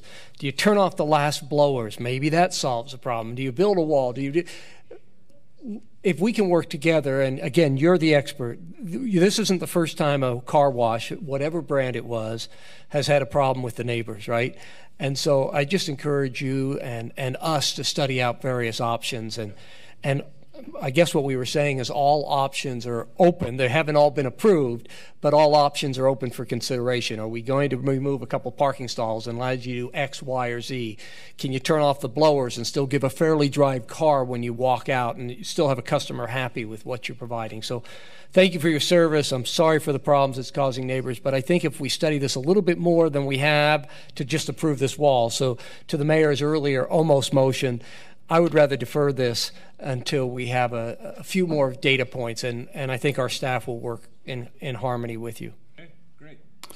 So, Go ahead. Councilman? Oh, okay, you're ready. Okay. Well, yeah, I'm ready. You all kept talking for another hour. I just couldn't get it in there. So, yeah, so I would like to make a motion that we postpone consideration of a fence modification until, and Jason, maybe you can tell me, either July 17th, 2018, that's our next city council meeting, or August the 14th, 2018. I don't know if we'd be ready by July. So. Okay, so let's go for August 14th, 2018. And what I would like to require during this postponement is that we find out what the cost is for consultants and explore the idea of splitting the cost with Wiggy Wash between the city and Brent. Also that we look at all options, that we look at the wall, the height, and the length. It was brought up one person doesn't like the height. We need to look at the length or the width of it. That we look at the idea of doing a 90-degree coming out of both of his lanes there, and with the idea that we remove the parking stalls in the back. That we also explore, I would like to say that we explore what the decimal limits are on 7 cities within the county who have them. I'm not sure everybody has them, but I would like to find out what other cities do. And I would like to find out what 2 or 3 counties do. Just so we get a feel for that. And would like to have you come back with the also the study from Spanish Fork, and if we could gather the information on what they've done, what they've seen, what the cost has been, what their consultant cost is, if we could gather as much information from them so that we have a wide range of decimal limits from cities and counties. We have a wide range of options and what the costs are, a wall, an extended wall, a 90-degree coming out both sides, and that we find out what consultants' costs are at BYU and others, and come back with some information, which I believe you could supply us via email prior to, and so we have something to judge by. We basically, none of us here are sound consultants, number one. None of us are car wash designers, number 2. Number 3 is we don't know, I don't know the difference between a 60 and a 70 decimal. I know if my son's playing loud rock music, then I know it bothers me, but, you know. Still a motion? Yeah. I mean, your motion's longer than our discussion. I'm giving a... I'm just talking for an hour. Anyway. Maybe extend to November. Yeah. I would like... Second. I would like... Third. Third. Have we got the motion down? So I'd like 10 different decimal levels. I'd like at least 3 consultant costs. Fourth. I'd like at least 3 different ideas on how you come out of the car wash with costs, and I'd like the study from Spanish Fork. And that's a continuation. I'd like that a blow. Until you can second this until August that long, I will. 2018. Okay. Second. Wait a minute. No addendums to that. That one's long enough. Do you want to put a dollar amount on the city participation? I think we leave that to the CEO to. Well, half, but we don't know what's out there. So let's just look at it first. CEO, make a wise. I can't put a decimal limit on. I can't put a dollar limit on. We don't have that knowledge yet. Well, I don't want to end up spending $50,000 on a we're not going to spend 50,000. So we're just looking at the idea that we would cover half. If we're spending 50, he's spending 25. That's not happening. Anyway. So can I ask a question on the motion? Sure. Are we coming back on the 14th of August with all this information for you to consider, or are we needing to prepare so you can actually make a motion on the 14th? I would like to have it prepared so we could do a motion then, and if you could get us the information prior to, so that we could study it. And I would suppose that that would possibly involve a meeting with us and Brent and you. So. I think we also need to keep in mind there the timeline of a sound engineer. Yep. 2 months. It took me 2 months to get my engineer just to draw up that wall. So I contacted somebody yesterday who gave me the costs, the drawings, everything with regards to the wall. He can build it with a sound barrier in the wall, installed, ready to go for $40,000. So I don't think it takes that long. We can get this done. So, and I have a lot of confidence in Jason. So we'll go ahead and take a vote, Brent. Sure. Yeah. Yeah. Okay. How many ways did you say that? I'm going to say aye.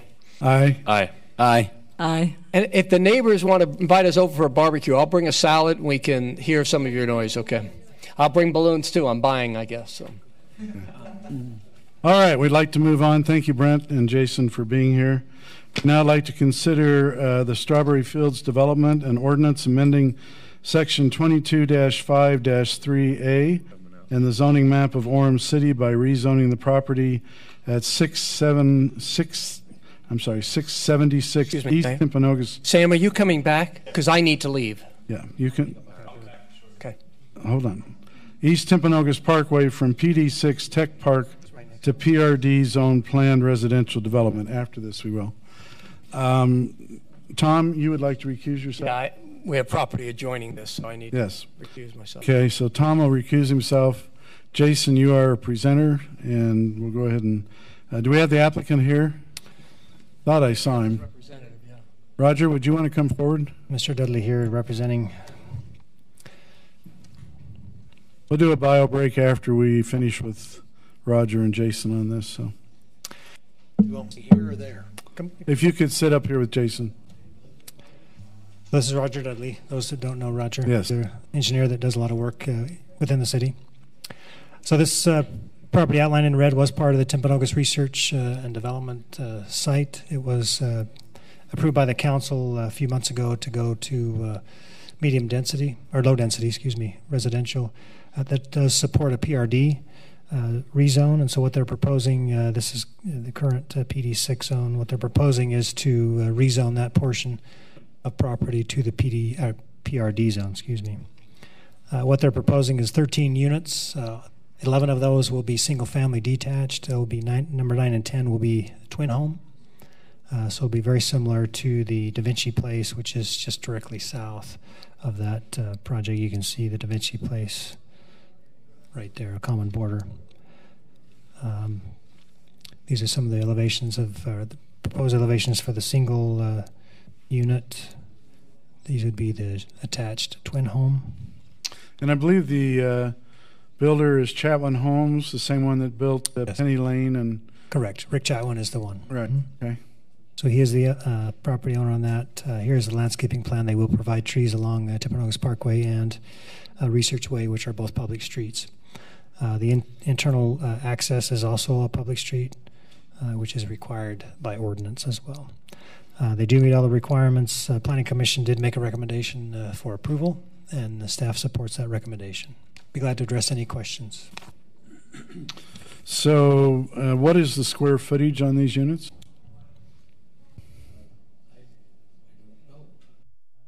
So they have basements?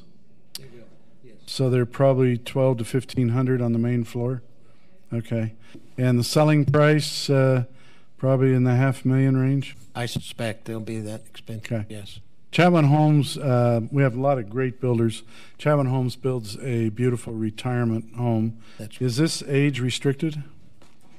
No intent to do that. I suspect it will be, the draw here will be for the retirement community. Okay. But I don't know that it'd be restricted to that, Mayor. Okay. Yeah. Councilmember LeRae has a question. So will this have an HOA that will maintain the landscaping, and is that the kind of idea? And will it have similar finishes? I'm thinking of the Penny Lane, the Peach Lane look and feel of the brick and the. I mean, is that similar? Is that what you're planning? Similar to what you're seeing there, and it will have an HOA that will maintain all of the yards and the common area, the park area, as well as those areas outside that would need to be maintained as well. Okay. The landscaping, yes. And if you were to get this approved, when would you anticipate starting to build? I would suspect probably in August if we can get the permits. We're done with meetings here, and so we will record a final plat and go to work immediately. Rick, as soon as he gets his home show done, I think he's anxious to start. So. Okay, so in the next fourth quarter would be a good beginning of the year? Yes. Okay. He would have some of these in by fall. Hopefully we'd have the street in by fall, and that building would go on through the winter. Okay, thank you so much. Jason, a question on the elevations. Staff has looked at that, found them acceptable.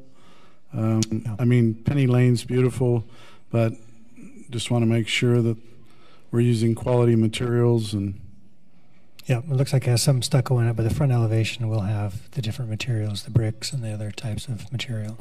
Mm-hmm. Okay. Any questions from the council? Okay, well, this is a public hearing, so we'll open it up to the public. Anyone who would like to make a comment, please come forward and hold your comments to 3 minutes and give us your name.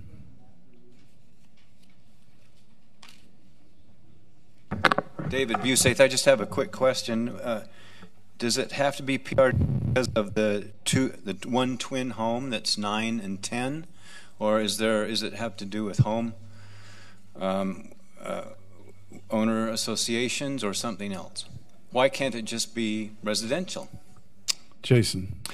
That's a little higher density than a typical single-family R8 zone. So in order to get the number of units, 13 units, a PRD allows up to 7 units an acre, which is what they're taking advantage of. 7 units per acre. Mm-hmm. Thank you. Okay. All right. Any other comments from the public? Although if I can clarify, this is only 4.3 units per acre, the way that it's designed. So they're actually not taking advantage of what they could have. It's 4.3? 4.3 units per acre. Okay. Which is just slightly higher than an R8 density. Around 4, 3.5 to 4. Hi, if you could give us your name. Diane Fraser. And I think this is a great project. I've seen the Chatwin homes. They're very nice. And I also like the Da Vinci Place. If it's anything at all like Da Vinci Place, it will be a really nice addition to the city of Orem. Thank you. Okay, thank you.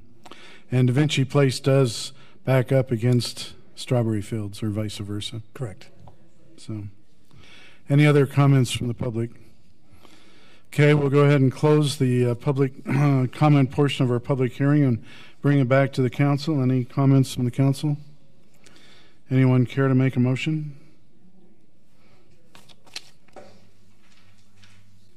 If not, I'll go ahead and do it. Are you? No, you can do it. Okay, I'll do it. Okay. I move that we amend Section 22-5-3A and the zoning map of Orem City by rezoning the property at 676 East Timpanogos Parkway from a PD6 Tech Park to the PRD zone planned residential development. Second. And you need to finish that. And amending KK by adding the Strawberry Fields concept plan. And amending Appendix KK by adding the Strawberry Fields concept plan. Councilmember Second. Sumner. Okay. We'll start with Councilmember Sumner.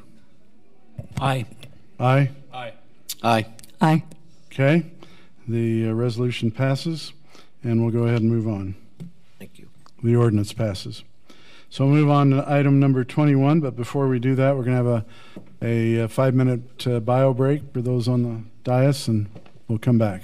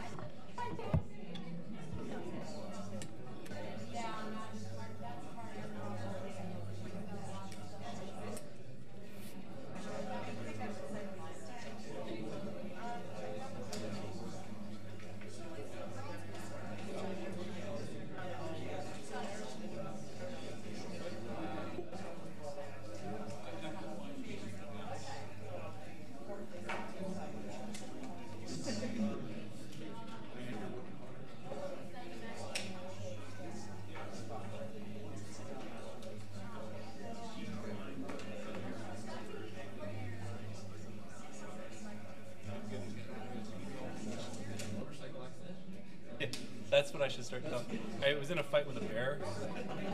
You should see the other. Yeah. No, I think how it started is like 3 weeks ago on Memorial Day. I took my kids for a bike ride, like pulled them in the trailer, and I'm already out of shape to begin with. And I was like a 10-mile ride up hills and was probably pushing it. And so I just got some light, like back spasms that were annoying, weren't really that bad.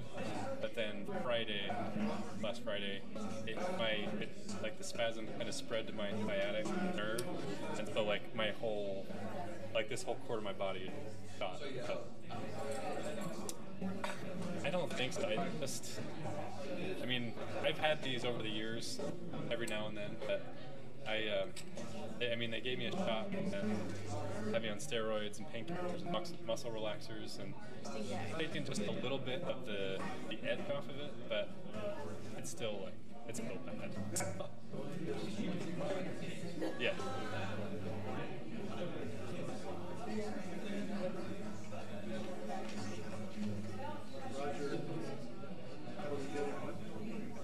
Oh, yeah. So send me an email.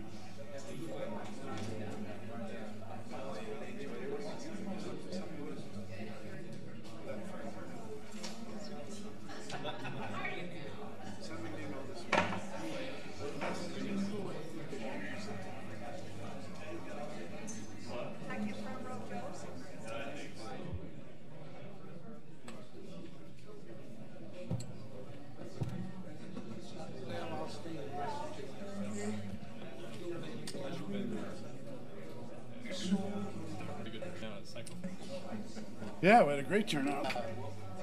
So what'd you do to your back? It was just counting a few weeks. Spread from my back to my sciatic nerve. That whole part of my body's just shot. Gave me a shot, gave me painkillers, muscle relaxers. You got a good show coming? You got a good show coming here on it? Feel just like. So do you have a pinched nerve? I could go something like that. Hopefully very temporary. What do you do with the property? They got me what you do with the property? Program like what can you do? This is all 3 days. I don't envy you. That hurts. I slipped a disc twice since I've been mayor, and but both times I went down and swam for a week to 2 weeks at the rec center, and it slipped back into place. My wife was actually trying to talk to me. Neighbors didn't want it. That will prevail. Yeah. For me, it took about a week before I noticed it, and then it just naturally went back into place. It's not likely anything with the bone. I like it. There, just muscle. Really go down and look and walk it. Started pulling all the other. Makes sense. Right. It's kind of a chain reaction. It's a chain reaction all the way down. Yeah, like I can't. Really? You ever had that happen before? I mean, I've had the back spasms before. Like, especially when I first wake up, trying to get out of bed is like a 10-minute process, and then once I'm up and walking around for a week or so, it's usually not too bad, and kind of go back and forth. But transitions are. Yeah. Hey, Paul. I feel for you there. That hurts. If we could have the council come back, we'll go ahead and get started again with our meeting. Yeah, I went to it. If we could have all the council members come back up to the dais. Okay, we're coming. Oh, stop.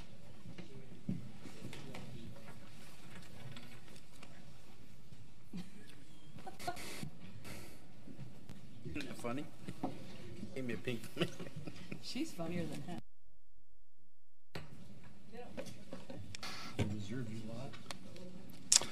All right, we would like to resume our meeting. We'd like to move on to item number 21. This is a public hearing for an ordinance amending the Orem general plan map by changing the general plan land use designation at approximately 550 North, 1200 West from medium density residential to regional commercial. Jason Bench is our presenter. Do we have our applicant here? And if so, could he come forward? Paul Washburn is here representing the applicant. He has more hair than the real applicant, but we'll accept him, I guess. Thank you. Okay, Jason, we'll turn the time over to you. Thank you, Mayor, members of the council. So this property is on 1200 West, approximately 530 North. He has two properties, two single-family homes and a shop in the back. He's operated his business out of there, I don't know how many years, at least probably 30 to 40 years. Wants to redevelop into a small office building that fronts onto 1200 West. So in order to do that, the first step that they've requested is a general plan amendment to see what the temperature, I guess, of the council is, if that's an option.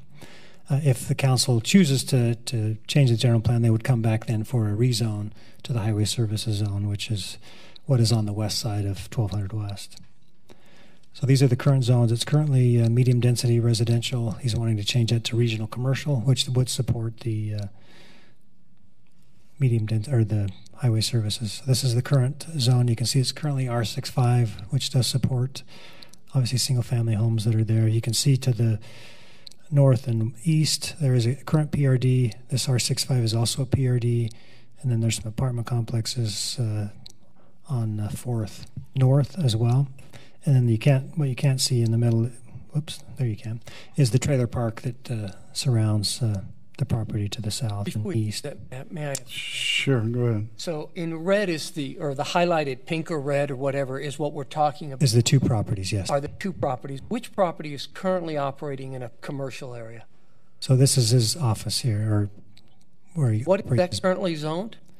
R65. It's been there for years, which was probably approved as a conditional use at some time. It's a house with a garage. It's a house with a garage, but it's being used in a commercial setting. I have a house with a garage. Not customers coming to the property, but he's legal non-conforming use. Yeah, it's legal non-conforming. It's an office. He stores his equipment, mechanical things. And what is that property to the west of what you just circled, Jason? It looks like another dwelling, a home of some sort out front there. To the south? Right, not that one, and directly north. There, nope, still in the red. There, it looks like two dwellings. So there's a home there. Is that a home people are living in? And then this is the garage. Yeah. That's not. Yeah, it's a garage, and a home, and then a home. So two homes, and then a garage that he does his business. Two homes on 12th West are being used as residence. Is that correct? I believe that's correct. Yes. Need a woman to fix it. Go right ahead, please. So either way, they're being used as residential. So the two dwellings to the west are homes. The other one is a home, but is legal non-conforming as a garage. Is that correct? Thank you. Well, no. So this is not a home. That's a garage. It's being used as a garage. Yes, not a home. The property, there's a garage on the home property, yes, but it's not. There's not three homes. There's only two homes. Thank you. Okay. Okay. I don't think so. Oh, sorry. I can do it. So this right here, is it going to show what I'm touching? So to the south. So this property okay, here. that property is a rental. Which to is the north of it is Randy's office, and to the east of it, that is a storage garage where he keeps all of his parts. So this is his office. Yes, sir. Not a house. Not a house. The office, storage house. House. All right, so it's only one residential unit. Yeah. Okay. Anyway, this is Julie Smith, by the way. She's also representing the applicant. So what they're requesting is a general plan amendment. This is the concept plan with the two-story office building that fronts on 1200 West. We will work with them on this big giant roundabout, which we probably don't need if it's approved. But parking on the north, existing storage building will be remodeled, refinished on the outside. Office building is what's proposed.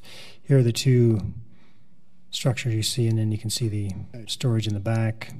Could have just waited. That was great. That picture was great. Thank you. This is what they're proposing. It's not exactly what they want, but this gives you a concept of what they would want to see on the frontage of 12th West. Planning Commission did review it. They did have a split vote. It was a 5-4, 4-3. Man, got me on that one. 4-3 vote for denial. Basically, the neighbors had some concerns with commercial on the east side of the property. It is surrounded on sides by residential type of uses. And staff has some concerns with creep along the east side as well. But anyway, that was their recommendation, and be glad to address any questions. Councilman Lentz. So, were there any other concerns raised by the Planning Commission not listed here as far as something that maybe could still be resolved or negotiated that has since been changed since the Planning Commission voted? No, the one issue that Mr. Goodrich, our transportation engineer, brought up was the fact that 12th West is on the docket for a portion of it to be widened, and the question, I guess, is where that building location would be. I know at the Planning Commission, the applicant indicated that they'd be willing to locate that building, whatever determination that was to be done. There is room on their property to set back the building if so, chose to general plan or change the general plan to make that work. But that was a big concern to the Planning Commission, and then the commercial going on the east side.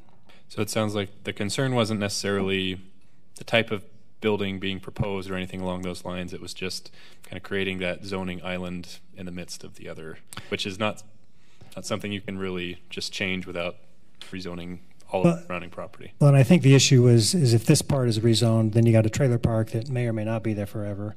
And does that then go to office? Does that, have residential surrounded by two office? And so I guess that's their issue. The neighbors had some issues with. Once you start that, then where does that stop? And I think that was their big concern. Thank you. Councilor LaRae. So my question was, how much space would you need if we did widen 1200 West? And do you need 12 feet, 15? Maybe Paul can answer this. As far as that's my main concern. It's not it looks like what he's proposing is it's a nice looking thing, but we don't want to have to. I hate it when you build something and then you have to modify it because a road's coming through. So I think it makes sense to anticipate that need. Is this thing working? Paul Goodrich, transportation engineer. What we did on a similar project on 1200 West, you may remember the Trafalgar property. Right. What we did there is we set up a 20-foot setback from the existing curb line. And what we did in that 20-foot setback, along with their site plan, they moved the existing sidewalk. They provided getting old, I need to read my notes. They provided a 12-foot park strip between the existing curb and a new 6-foot wide sidewalk, and then there was another 2 feet before you get to the parking lot. So that's what we did for Trafalgar. Now, exactly what do we need? I don't know, because I don't know if we're going to do all of the widening on the west side, all of the wide east side, symmetrically, a little bit on each side, because we haven't done an analysis of the corridor to see what the impacts might be, to see what the environmental impacts are, to see what the cost-benefit ratios are of those different types of alignments. But I guess engineering's recommendation would be that if you want to rezone the property from residential to something else, I think we need to determine in a site plan what that setback's going to be. And again, for Trafalgar, we said the parking lot needed a minimum of 20 feet away from the. So my question is to Mr. Washburn now. What would 20 feet setting back do to you? Actually, I think it would work much better for the office building than it would ever work for residential. We've got room on the site that we can shift the building back. Our parking, as is outlined on this site plan, is to the side and to the rear of the building, so that we're not going to impact parking at all. If you take 10 feet or 15 feet out of the front of an office building, really doesn't create much of an impact. You're going to enter from the side where the parking is. And if we went as high as Out the of the front, 32, he said, you're really going to create a problem. if you went as high as the 32, which was the park strip and the road, was that what did you say 12 and 20? 32? 20 from the curb line to the parking lot. And what did you do with Trafalgar, though? You said 12 for the park strip. Did I hear that right? I'm asking a question, would 32 feet be detrimental? Or 32 feet would be detrimental. 20, okay. 20 we can do fairly easily. Okay. 32 on that side of the road would mean removing, on the length of 1200 West, gosh, probably 30, 40 homes. That's going to be a pretty expensive deal for the city. So, Paul, is 20 reasonable? Well, 20 is what we did with Trafalgar. But again, part of the reasoning that I'm remembering that we did 20 is it was 20 to the parking lot. Now, if you have to rebuild a parking lot when you widen the road, it's easier to rebuild a parking lot than it is to rebuild a structure. Right. And so I think maybe the setback that we'd want to a two-story office building may actually be more than 20 from the curb. But that's something that I'd have to sit around a table with some other engineers and planners in the city and see, okay, is exactly what would we want here with a rezone. Okay. But again, you know, we can guess which side of the road's going to be widened, whether it's the west side or the east side, but we really don't know. But again, the precedent, the one precedent that we have set is the parking lot is 20 feet back. Okay, and building may need to have more than that. Now, in a few years from now, we may have gone through a study to determine how it's going to be widened in the future, and then we can have a clearer picture of how that's going to happen. But typically, when you go through those processes, right now we have some money for MAG to do that type of analysis on 1600 North, basically from I-15 to State Street. But we don't have that kind of money for 1200 West, and 1200 West doesn't have the immediate need for street widening like 1600 North does. So to make a judgment of exactly what we need, it's really impossible to do that. Paul, while you're there, how far down the road do you see this being engineered or analyzed like you're talking about? It depends. Well, here's one of the things too. We did our transportation master plan in 2015 off of what's called the 2040 model. A new model is being beta tested right now for 2050, and so depending on how the traffic model runs coming out of that, it might bump it up, depending on what happens with campus growth and with other factors of growth in that area of the city. It's hard to, my crystal ball's not that clear, but right now, anyway, in 2015, it was not an immediate need, but it was the prediction that by 2040, we'd need to have that road widened. Thank you. Councilmember Spencer. So, Jason, do you have a picture of the commercial buildings looking west? What they look like? I don't. No. So, Paul, question: with the way the property is configured, it's a little weird. What other options did you come up with? Maybe if I could just back up and make a little bit of a presentation and maybe answer some of those questions if that's appropriate right now. One, I think, error in the staff report is that said that we're coming forward for the office building so that Randy can expand his business. That's 180 degrees wrong. Randy's Heating and Air Conditioning has been in business for the last 40 years. Randy has chosen at this point that when he retires, which he would like to do in the next couple of years, he would like to close the business as he leaves. And so what he did is he approached me and said, I want to get out of this property right now. We've got two homes on the property. Both of them are basically World War II vintage homes. Upgrading them is not financially reasonable. To knock them down and then replace them with additional houses doesn't seem to make a lot of sense either. But he came to us and said, what can we do with the property? And so our very first thought was, well, this might be a good place to put a PUD, make something work there. We've got a sizing on the property. We're only 1.4 acres. It's not large enough to qualify for a PRD. Also, if council remembers, about 60 days ago, you did away with all private streets and PUDs. And in doing that, I think I can show you an example of what would happen to develop the property. If we put in now the required city street, required setbacks, we could replace the home with one that is exactly 14 feet, 9 inches wide. It doesn't make a lot of sense. Next step we looked at is we thought, is there a way we could possibly combine it with the PUD that is to the east of the property? There's a grade difference between those two properties. For those of you that drove out and looked at it, you'll notice there's quite a fall there. We couldn't find a way to logically connect the properties, and again, not being able to utilize a smaller street, there again was nothing left to develop. Other option we looked at, I'm sure Ward Curtis would be thrilled if he could expand his trailer court over there. If we're going to have a 14-foot building, I guess it may as well be a trailer. But, you know, the city is not looking to expand those uses at all. So we came back and said, what are the other options that we could do? The one that seemed to have the least amount of impact for the existing neighbors would be a small office building. We're looking at an office building that would be 2 stories, approximately about 8,000 square feet. Parking would be to the side and to the rear. Again, very little impact on existing neighbors.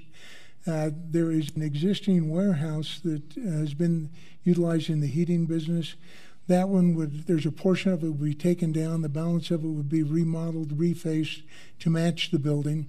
And there are a number of office tenants that having a small amount of warehouse space is really attractive for, particularly people in graphics design, civil engineer, a place to put surveying equipment and things. It would be very valuable for that. So we felt like that would have the least amount of impact. It also allows us the property that is immediately to the north were to develop options there of sharing parking or doing other elements. The office was not the first thing we looked at, but as we explored every other option, it became the most obvious choice, particularly when you start talking about what is happening on 1200 West. I don't think anybody believes there's going to be less traffic on that street. No, it's 1200 West right here. I thought he said 400 West. You said 1200 West. I'm sorry. I don't know that anybody believes there's going to be less traffic on that street in the future. When you're dealing with traffic issues, an office building is going to be a much easier thing to work around than a residence where you're taking out, you know, play yard and everything else for a home. Any rate, with that background, I'd be glad to answer any questions you might have. Okay, Councilor McDonald. Not trying to do your development work for you, your planning. Did you talk to the property owner to the north to see if you could co-develop? Because I'm going to be opposed to a building that we might have to tear down in 5 years when we widen the street. So I'm very concerned about the setback. And frankly, Paul, if your crystal ball doesn't work, no one else's here does. So we're going to rely on Paul to give us the best crystal ball we can on what that's going to be. And I'm concerned about putting in a building that then the taxpayers have to buy years down the road because we didn't set it back far enough. Well, again, I think we've got more flexibility with that setback with an office building you would have with a home. But well, if you did a PUD zone and had places up there like you have around you, you could probably do okay. Yes, if we could get the property owner to the north to combine with us, we could do a PUD. We have approached them and they are not interested in developing their property at this time. Well, that puts you in a squeeze if we're not very comfortable approving a building that may have to get torn down and you can't do. You said there were other uses of this property as it's set. Well, we could build 2 houses on it, which would have to be torn down as well. And I don't know. No, not if they have the right setback, because you go a fair bit to the east there, right? You go all the way back that to where your turnaround zone. Well, one home we could set back somewhat further. I mean, the one where the existing office is, the other one has got a limited ability, and the setbacks for rear yards on office buildings are different than it is for a home. I guess the other side of it is, do we hold a property owner in the city hostage for years at a time because we don't know what's going to happen? Well, and we're also, you hold us hostage and ask us to change zoning, right? Sure. We don't need to do that either. So we have to.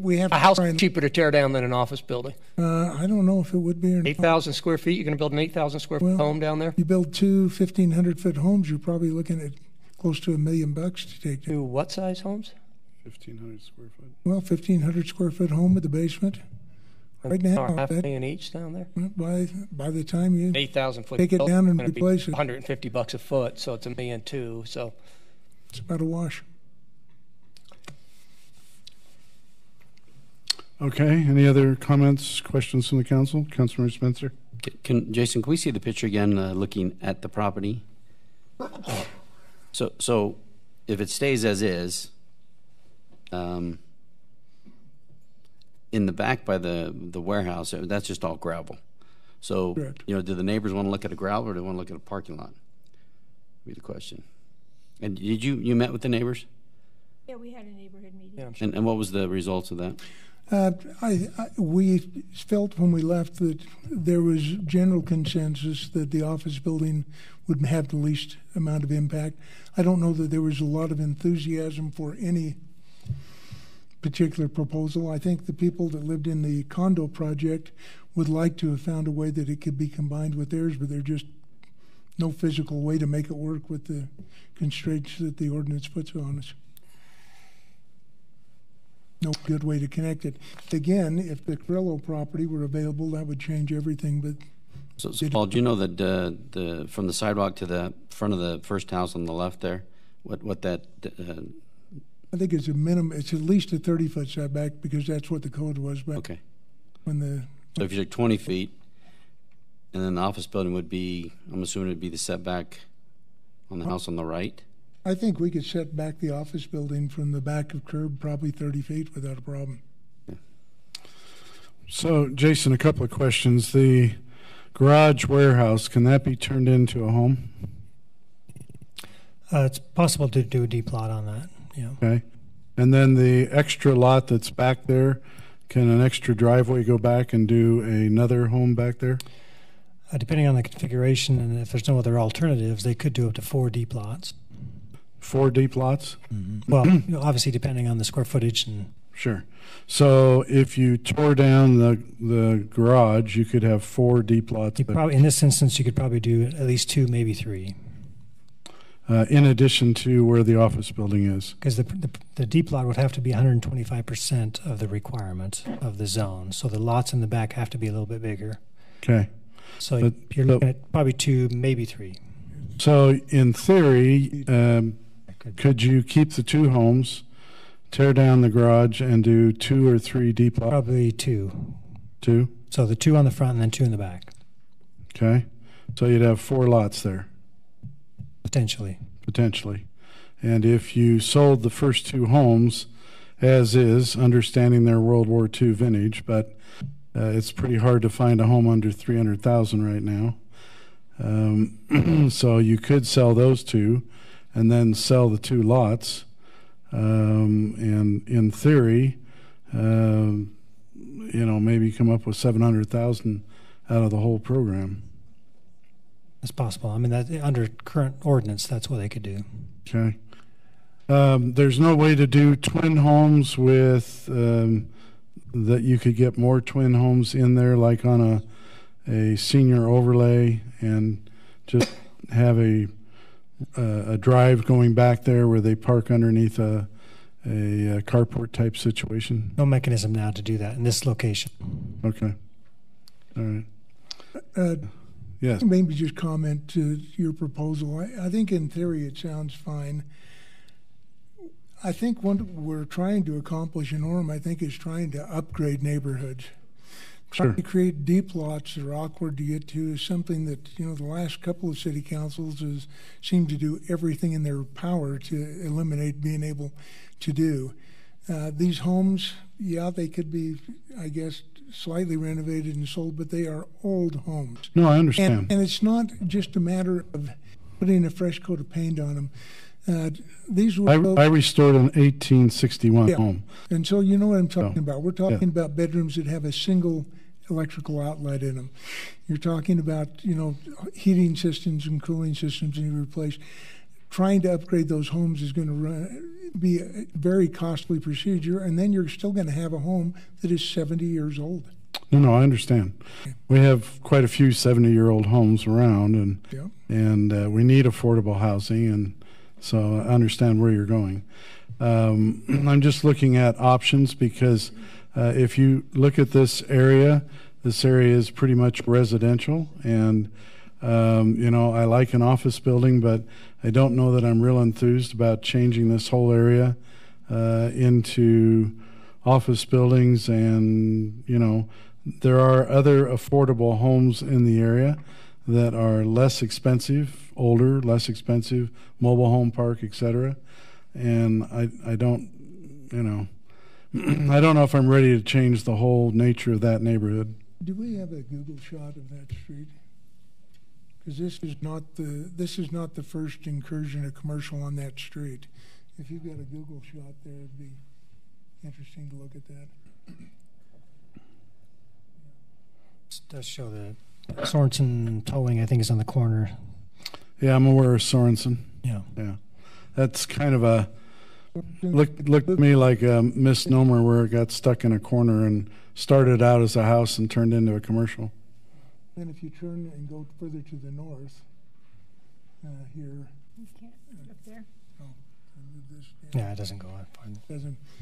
You've got some office warehouse space there. There's a prop shop, number of other things that go out. As that You've got a approaches motel on that side, so Okay. this is not necessarily breaking new ground. Councilmember Lentz. So in a vacuum, I'm not opposed to this project. I think it's a reasonable use. I like the design and it seems appropriate. But it in my mind, it just seems like a bit of a square peg in a round hole with the location that it's in. And I'm trying to find some kind of mitigating factor. I know one of the things that our economic development plan talked about is trying to increase the amount of Class A office space that we have. Jason, would this qualify as Class A office space here, or is it Class B or Class C? Or It would probably be less than Class A, but I'm not going to speak for them. They'd have to address that. Yeah, it's realizing that there is some regional commercial down there below as well. In my mind, it's an awkward fit, and I'm fine for the business to be there in their legal non-conforming state, but to codify that long term, it just doesn't seem like the right fit for me. If there's no other comments from the council, this is a public hearing, so we'll go ahead and open it up to anyone who wishes to speak to what we're discussing, if they'd hold their comments to 3 minutes and give us their name.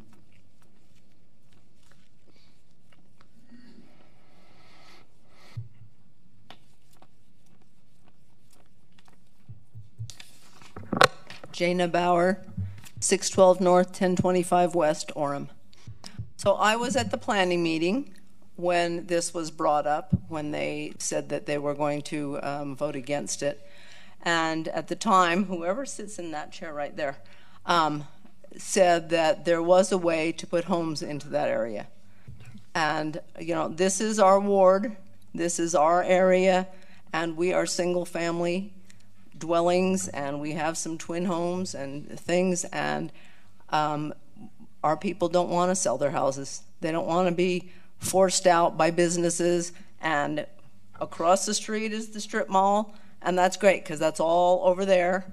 And actually, when they widen 1200, except for where Waterleaf is, there's a pretty good area there and a slant down to their parking. There'll be plenty of room to widen the street on that side of the road. It might have to have a little curve in it, but so we don't want a business coming in there, and then the next thing you know, the next developer comes in and says, oh, this house is really old, and we bought this property, so we want to do something. That's what's going to happen along there, because guess what? All of our houses are old. They might not be 70, but we aren't on the new side of town, and so we don't want our neighborhood put into businesses for everybody else's profit and just have our lives disrupted by that kind of thing. So, thank you. Mm-hmm. Thank you.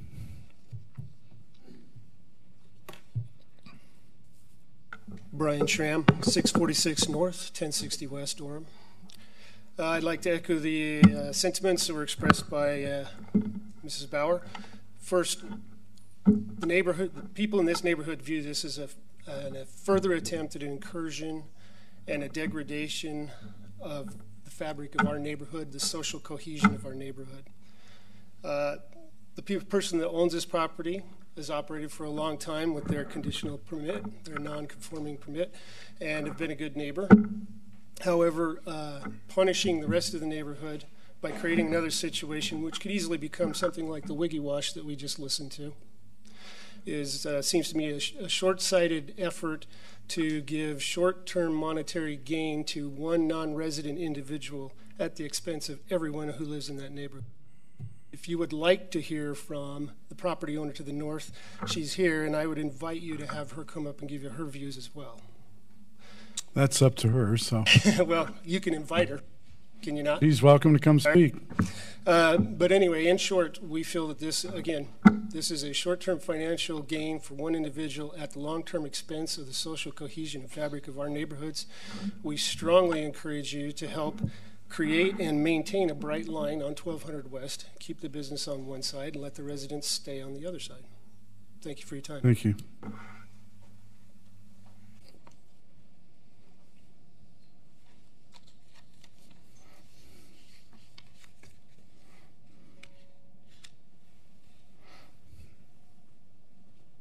I'm really nervous. Kelly Carrillo, 558 North, 1200 West, the property that's adjacent to the property in question. To the north. Yeah, to the north. It's an old home. It was built in 49. Been in the family since 55. We just took it over 5 years ago. And we agreed to care for a special needs brother and his wife who live with us. And so my concern is the value of the property being diminished severely by having a parking lot right next door with a, two-story office building, and then trying to be able to find a new home if they do come in and widen that road by already having them not probably giving us the value of the home, but then also having it diminished by having the business there and having to try to relocate 8 people and finding a suitable replacement home for that. I love Randy. He's a really good guy, and I just hate that this has to be this way. But my concern is just for my family and their future and how we would be able to find a suitable replacement home. Whereas right now what we have works. They have a little kitchenette downstairs. They have 2 rooms, where they kind of have like their own separate apartment, but it's really not a separate apartment. And then my 4 children and my husband and myself as well, trying to find a place for us to go. So my concern is the value that it will diminish my property in order for us to sell it to find somewhere else to go in the event that the road gets widened and we have to get bought out. The value that we would get for the home would probably not be enough. So that's what I have. Okay. Is there anyone else who would like to speak?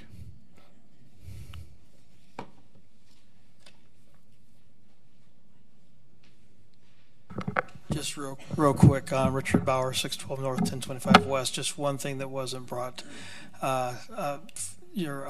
Mayor, what you said was correct. At this point, there's a lot of people that have invested in an R6, R5 residential area, and they have money invested there.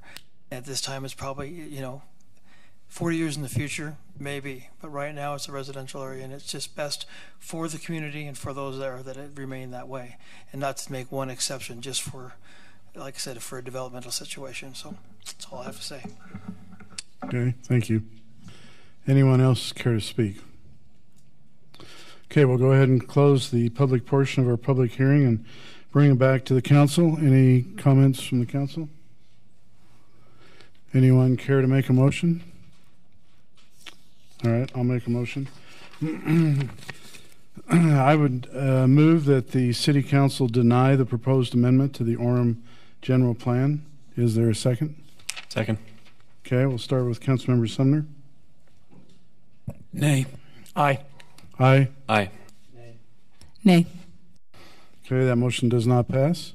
Would someone else care to make a motion?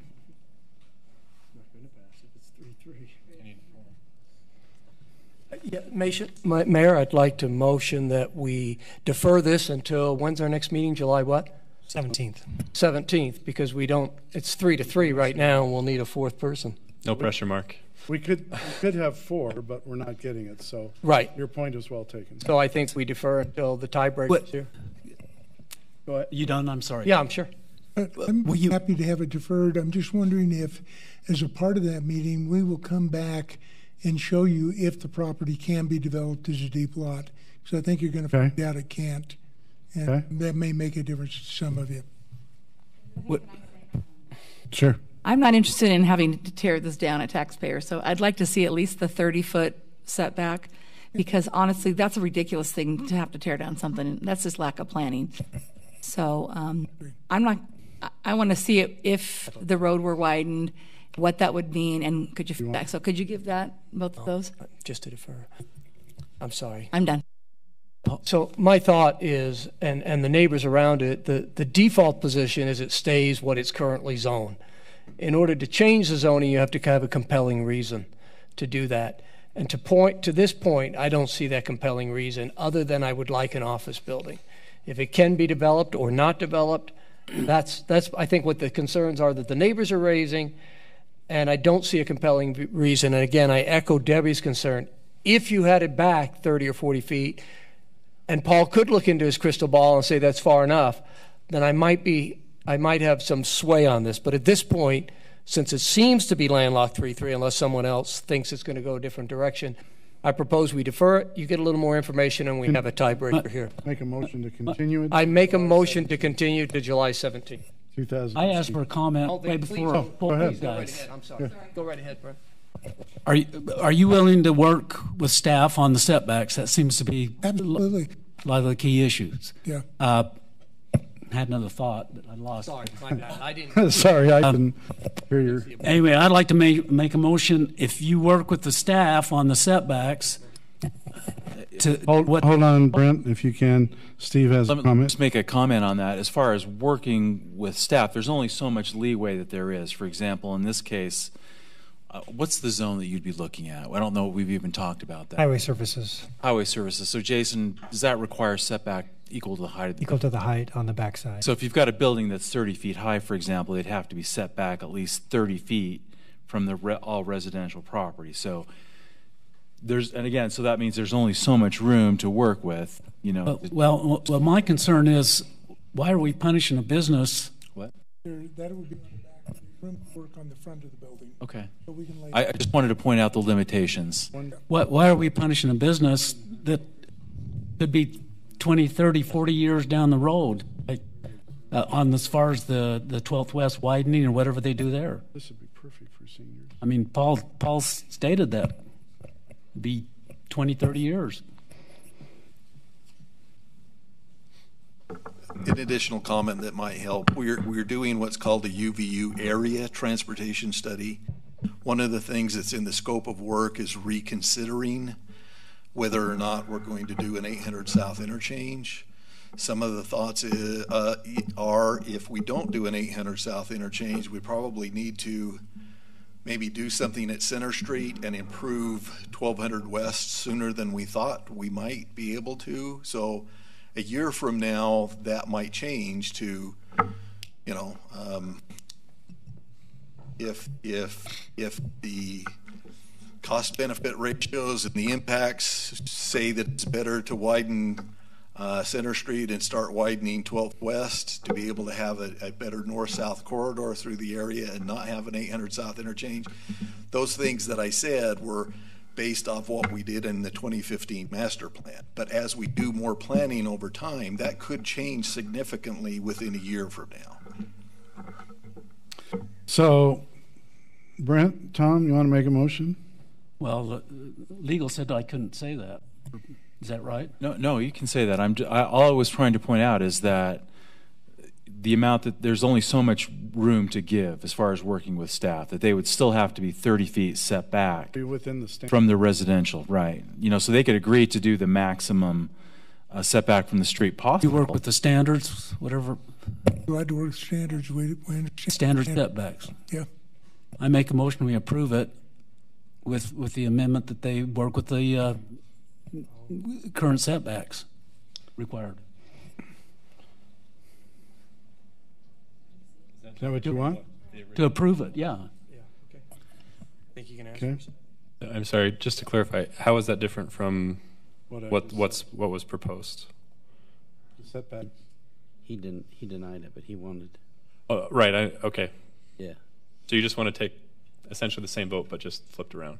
I'm just trying to understand the working with staff on the setbacks and things, because that's already part of this, right? Whatever's required for this particular office building, yeah. And they agreed they could do that. So you're moving that the proposed amendment to the general plan be accepted. Can you do that by the next meeting? I think by the next meeting we can come back and show you how we can increase setbacks and how it'll work. Obviously, we were not here today trying to provide a site plan as much just a concept of how it could be developed. So I think it's probably worthwhile doing. It's like you're pretty evenly split. It would be better to continue it if we could. Mark will be here, and we'll get the information from staff. So I think if we could continue it to July 17th, 2018, that would be helpful. And Paul, you're gonna give look at the housing and see how you could. We'll look at. Because that'd be interesting to see what. We have looked at it in the past. We couldn't find a way to make it work, but we're glad to draw it up. Okay. So you can look at it. That'd be good. Maybe there's a better idea. Okay. Okay. So could do a continuance. Is that what we're doing? Okay. That's what I'm asking Brent to make a motion for. Well, withdraw it, and if you want to continue it. Yeah. That's what they'll I do. think That's fine. I'll make a motion. That was on the board to continue it. If, You can make it. If you want it to be, go ahead. Go ahead. So I. No, I never did. No. I'll just move that we continue this on to our meeting on July 17th, 2018, and this particular item, and would request a second. I will second it if Brent will forgive me accidentally steamrolling over him earlier. Sorry, Brent. Okay. So, Brent, do you want to take the first shot, whether you accept that motion or not? Sure. Aye. Aye. Aye. Aye. Aye. Aye. Okay, the item continued. Thank you. Appreciate it, Paul. Jason. So we'd like to go to item 22, which is also a public hearing. This is amending Appendix A of the Orem City Code to add Standard Land Use Code 7418 recreational axe throwing, indoor only, and to make the SLU 7418 a permitted use in the C2 and HS zones. Jason is our presenter, and can you introduce our applicant for us? Mark Floyd, right? Yes. The Social Acts is here to address any questions concerning the activity that he's proposing. Simply just to give you a brief background, and then I'll turn some time to Mark. Basically, we're just enacting this new SLU code, which is recreational axe throwing, indoor only, in the C2 and HS zones. That's similar to zones that are bowling alleys, things like that, similar recreation. So that's the proposal before you tonight. The Planning Commission did make a recommendation for approval. So I would like to know where specifically he's planning on doing this, and then I would like to know the history behind his business. I understand this is not the first, and would like to know more about it. So, if you know where the Stogies building is, it's in that complex, that building. I believe that's the same. 685 North State. Just south of Big O Tire. What was the north again? 685. Thank you. It's a new building about 5-6 years ago or so. Okay. Anyway. By the Big O? This is from his presentation. I don't know if you want me to go there or not, but this is some pictures of his facility. I believe it's either Ogden or Salt Lake. I'll let Mark explain what he's got. So this is a few pictures from our Salt Lake location. You're curious on the history of axe throwing. So my oldest son, came to me in 2016 and said, "Dad, I've got a great idea." He pitched this to me. I looked at him and said, "This is the craziest idea I've ever seen." He pitched it again.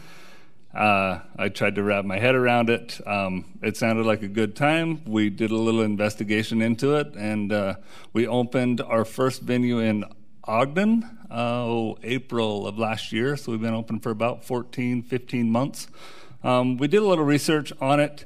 It is a sport that started in Ontario, Canada around 06, 07, and it's kind of spread through the north. It came across the border into Chicago, Philly, and Jersey are the first 3 locations. When we opened in Ogden, we were number 9 in the U.S., so we were relatively young and new to the U.S. Since then, there is quite a few that have opened. I'm going to put it somewhere probably in 75 venues have now opened in the U.S. They're fastly growing and extremely popular. So what is the cost for what is it that you do? And tell us about the safety factor.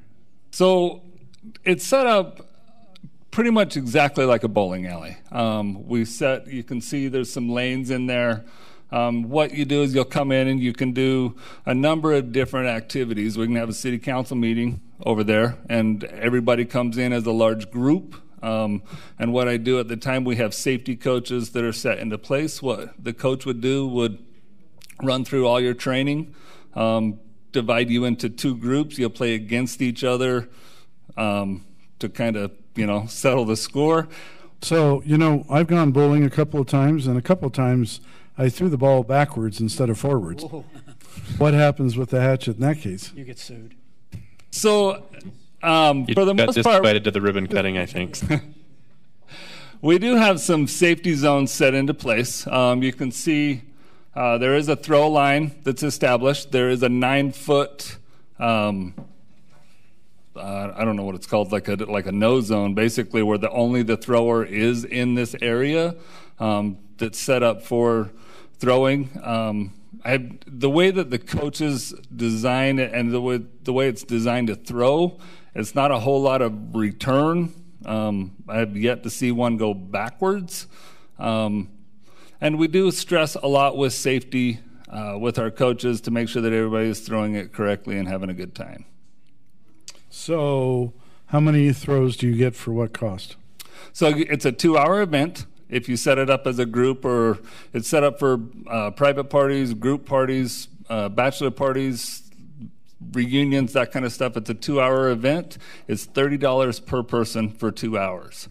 That's one aspect. Another aspect is we have a walk-in area, which you can come in with just you and your wife. You throw for an hour. We will rent you the lane for $15 per person per hour. Okay. Provide the axes? Or I bring my own. Do you provide the axes? We provide everything. The easiest way to guarantee safety is to only allow certain axes.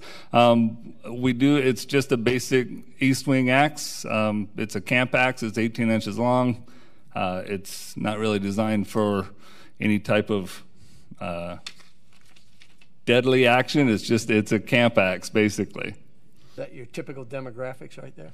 Our typical demographics are anywhere from 18, 19, all the way up to mid-50s.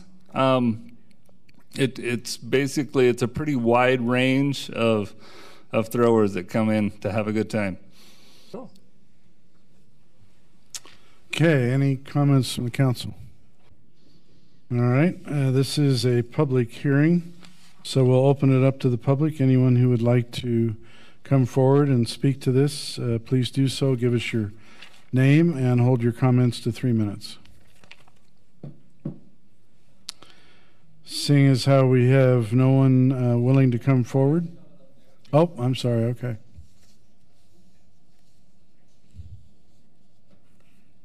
Diane Fraser. I'm sorry, but that sounds like a lot of fun. I would love to go to that. That'd be a great date night, in my opinion. So I'm for it. Let's vote for it. Okay. All right. Thank you. Any other comments? All right. We'll bring the public appearance portion back of this public hearing to the council. Any comments from the council? Yes. So, Steve, if you could just speak to, if the city approves this type of land use, is there any possibility of the city being liable if there is an accident in this? No pun intended. What's that? Right. No pun intended on the act. Right. So we're not aware of any cases where a city has been found liable merely by approving a particular land use. Okay. I mean, we talked in the pre-meeting, we've got shooting ranges and things like that, and there's all kinds of safety standards that everybody has to adhere to. I guess just from your perspective, is there any kind of regulatory body in place that says if you're going to do this type of business, you have to, I'm guessing we have those types of things in place, so, shooting ranges. To answer your question, yes. There's two regulatory bodies that make the rules. So there's the National Axe Throwing Federation, and there's the World Axe Throwing League. They both have standards set aside that recommend the length of the target, the height of the target, what axe you throw, what axe you don't throw, the techniques of the throw, and we abide by both regulatory bodies. Thank you. So one question, how often do you have to replace the wood where you're throwing the axe to? Are you throwing or is your wife? Good question. Me? So the five board down the center will last about 4 lane hours. The 3s on each side, I can get about 5 to 6 lane hours. I've had certain particular guys. We do have a league that we throw, and I've had league throwers that go through a 5 in an hour and a half. So it just depends on who's throwing and their skill level at throwing. So you're in the lumber industry.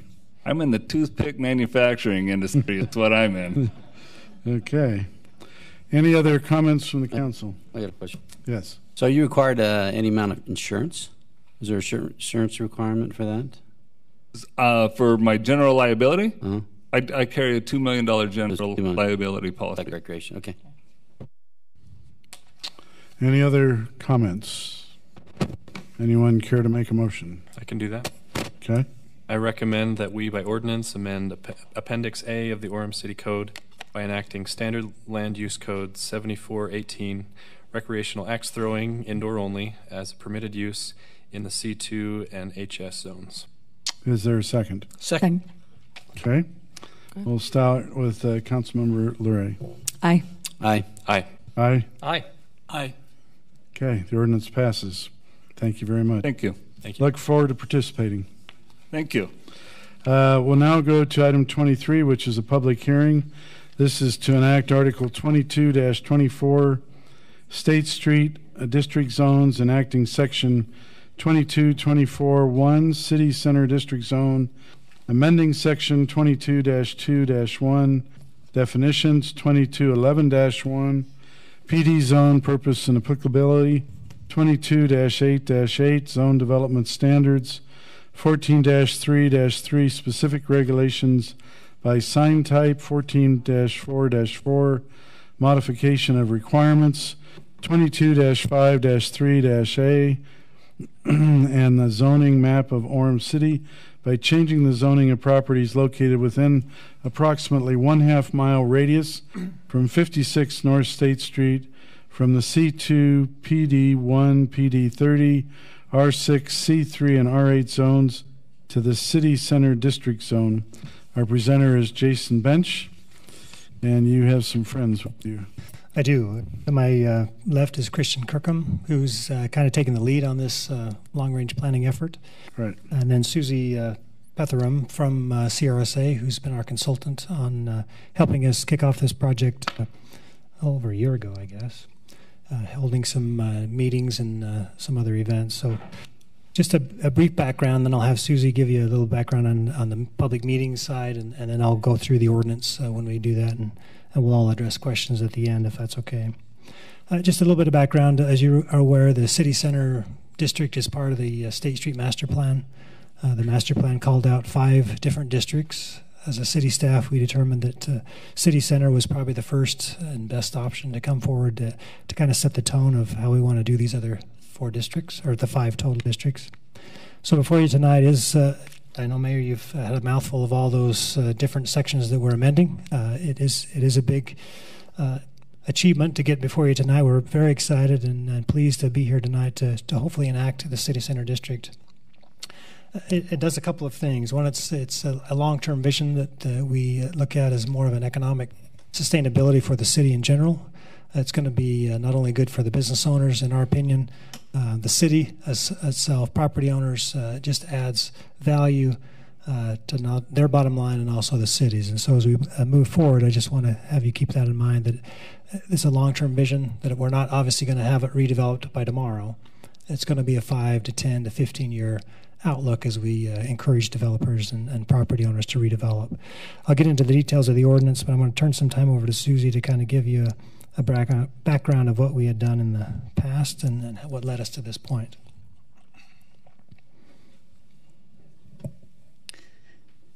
Great. So as Jason mentioned, this is the one that we wanted to kick off with. It's the potential for being Orem's downtown hub, and it does set the framework for moving forward for the other districts. So what we do here will hopefully pave the path for an easier process for those additional 4 districts. One of the things that we looked at was what is the purpose and need for this district specifically.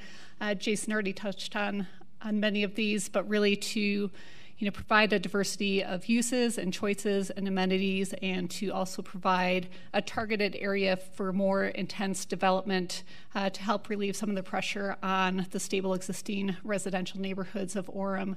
It's not only just looking at land uses, but it's looking at the overall infrastructure and street network and framework of this district to see how it can transform over time. Given that there's multiple property owners, the framework needs to be very specific so that the incremental change will build toward that long-term vision of seeing this as a vibrant city center.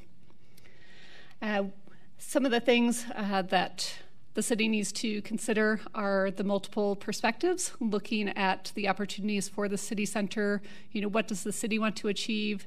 High quality character for the community. The developers are still interested and need to see that profitability, and balancing that with the different options for housing diversity moving forward, and also looking to create walkable neighborhoods.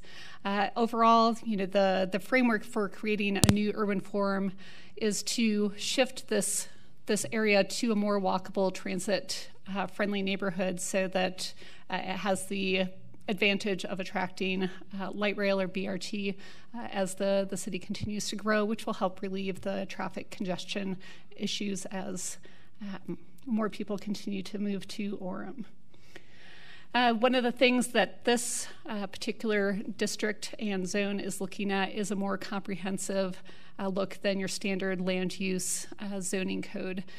Sometimes design guidelines are added onto a use category, but they really only address the exterior components of the buildings. They don't always look at the infrastructure in the urban form. What the city center district zone is really targeting is the overall look and feel of the whole district, and trying to achieve livability, walkability with the urban form, as well as the design and uses that are in the buildings. Just a couple examples. Roanoke, Texas updated their downtown code with a similar approach to what Orem is doing for the city center.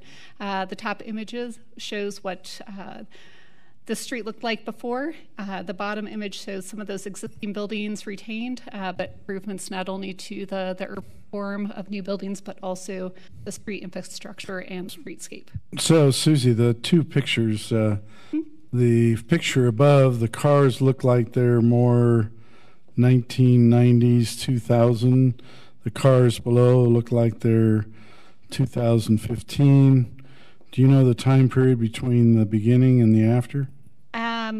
I do not know the time period specifically, but I would guess that it is probably about a 10 to 15-year gap between those, which fits in, with what Jason and I have been saying as far as this is a long-term vision, and it's not one master developer that's going to go in and transform a street.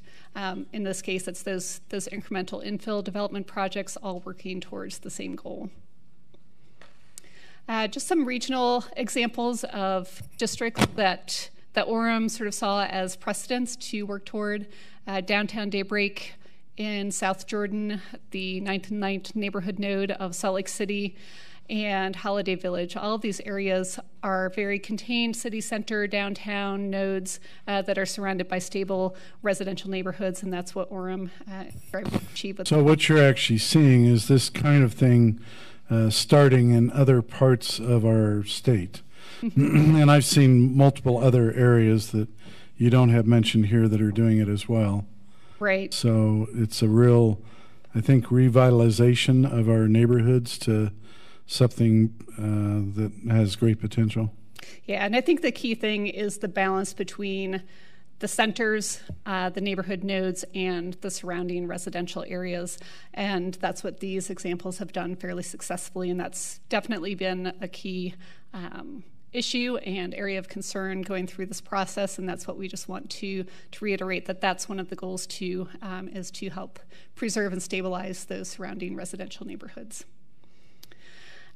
We have done a fairly thorough outreach process. We actually kicked off, I think, late fall of 2016, did a lot of our outreach in the spring and summer of 2017, working with a variety of frameworks. We had a steering committee that we met with regularly to help guide the process and schedule of the project.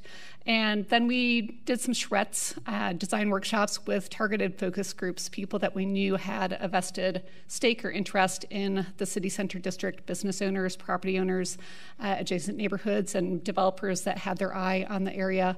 And then also several different public events, an open house and workshop, online surveys, just really trying to be thorough with getting the word out, educating people about what the goals and objectives were for this particular project.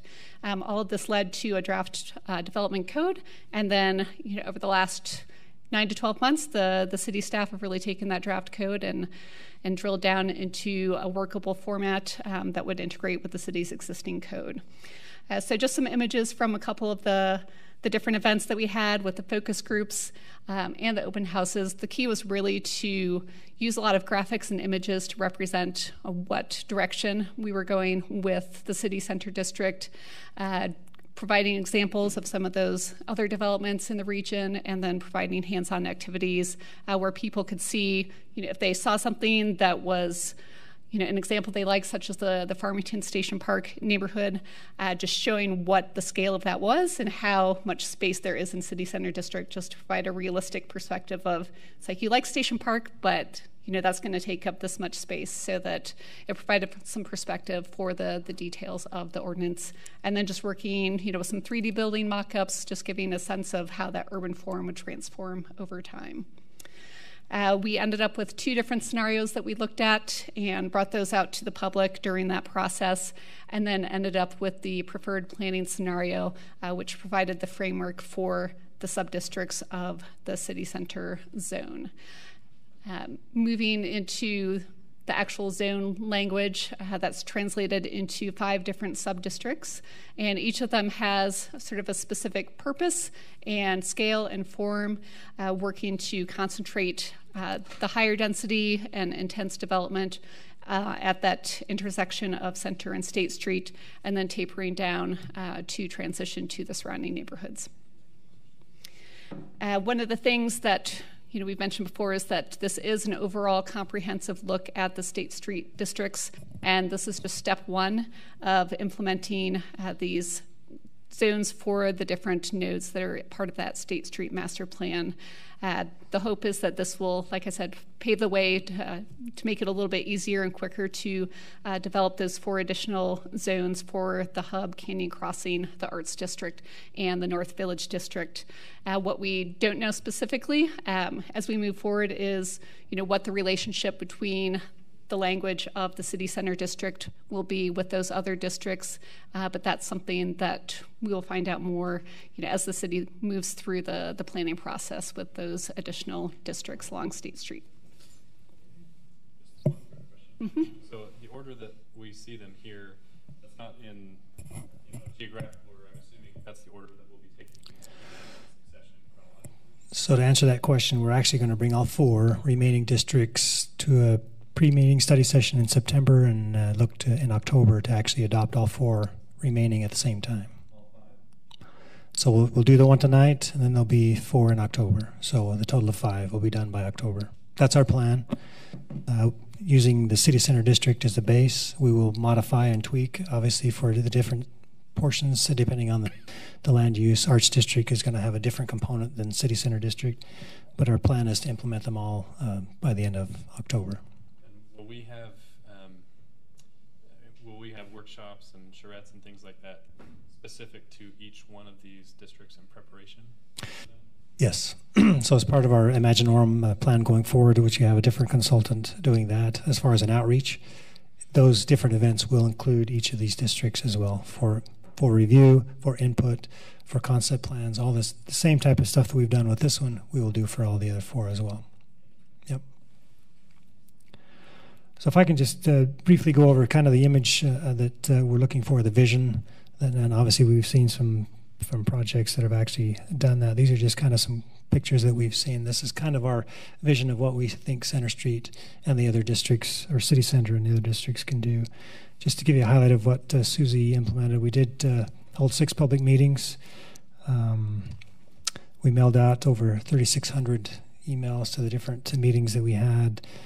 We did on social media, email. We had a business luncheon that many of you attended on June 5th. We had 30 business owners. We hand-delivered to 150 or so to these businesses. So we've really gone over and above what we think to encourage people to participate, to be involved, to understand what's going on so that they're not shell-shocked when obviously we have some changes in the ordinance.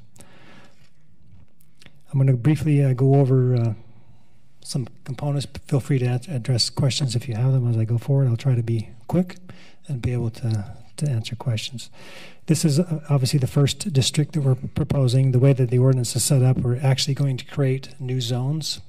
It's designed that way so that we can actually rezone properties to an actual ordinance. What I do want to stress is this is going to be developer driven. The city is not actively right now going out buying properties or dictating or trying to remove businesses. This is something that's going to be development driven, property owner driven. When they realize the potential of their property, I think we're going to see some people coming in, but it's going to be up to them to develop, or a developer buying them out. It's not going to be the city dictating what they can do.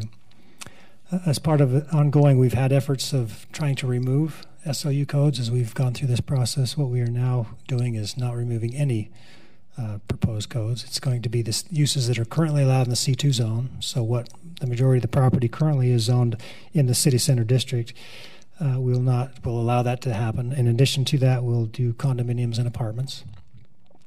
The purpose behind that is to focus, as we've talked in other meetings before, is to focus our high density housing efforts, or housing in general, on these 5 State Street districts. And in a minute, we'll talk about how we're eliminating the option for PD zones in residential zones. So we're trying to focus high-density housing on State Street, where we have the traffic, the ability to handle that additional traffic and keep it out of the residential zones. So this is a kind of an outline of the district. It goes from 200 north to 200 south, roughly 200 east to 300 west. Includes the Target, Smiths, and those major buildings that you see there.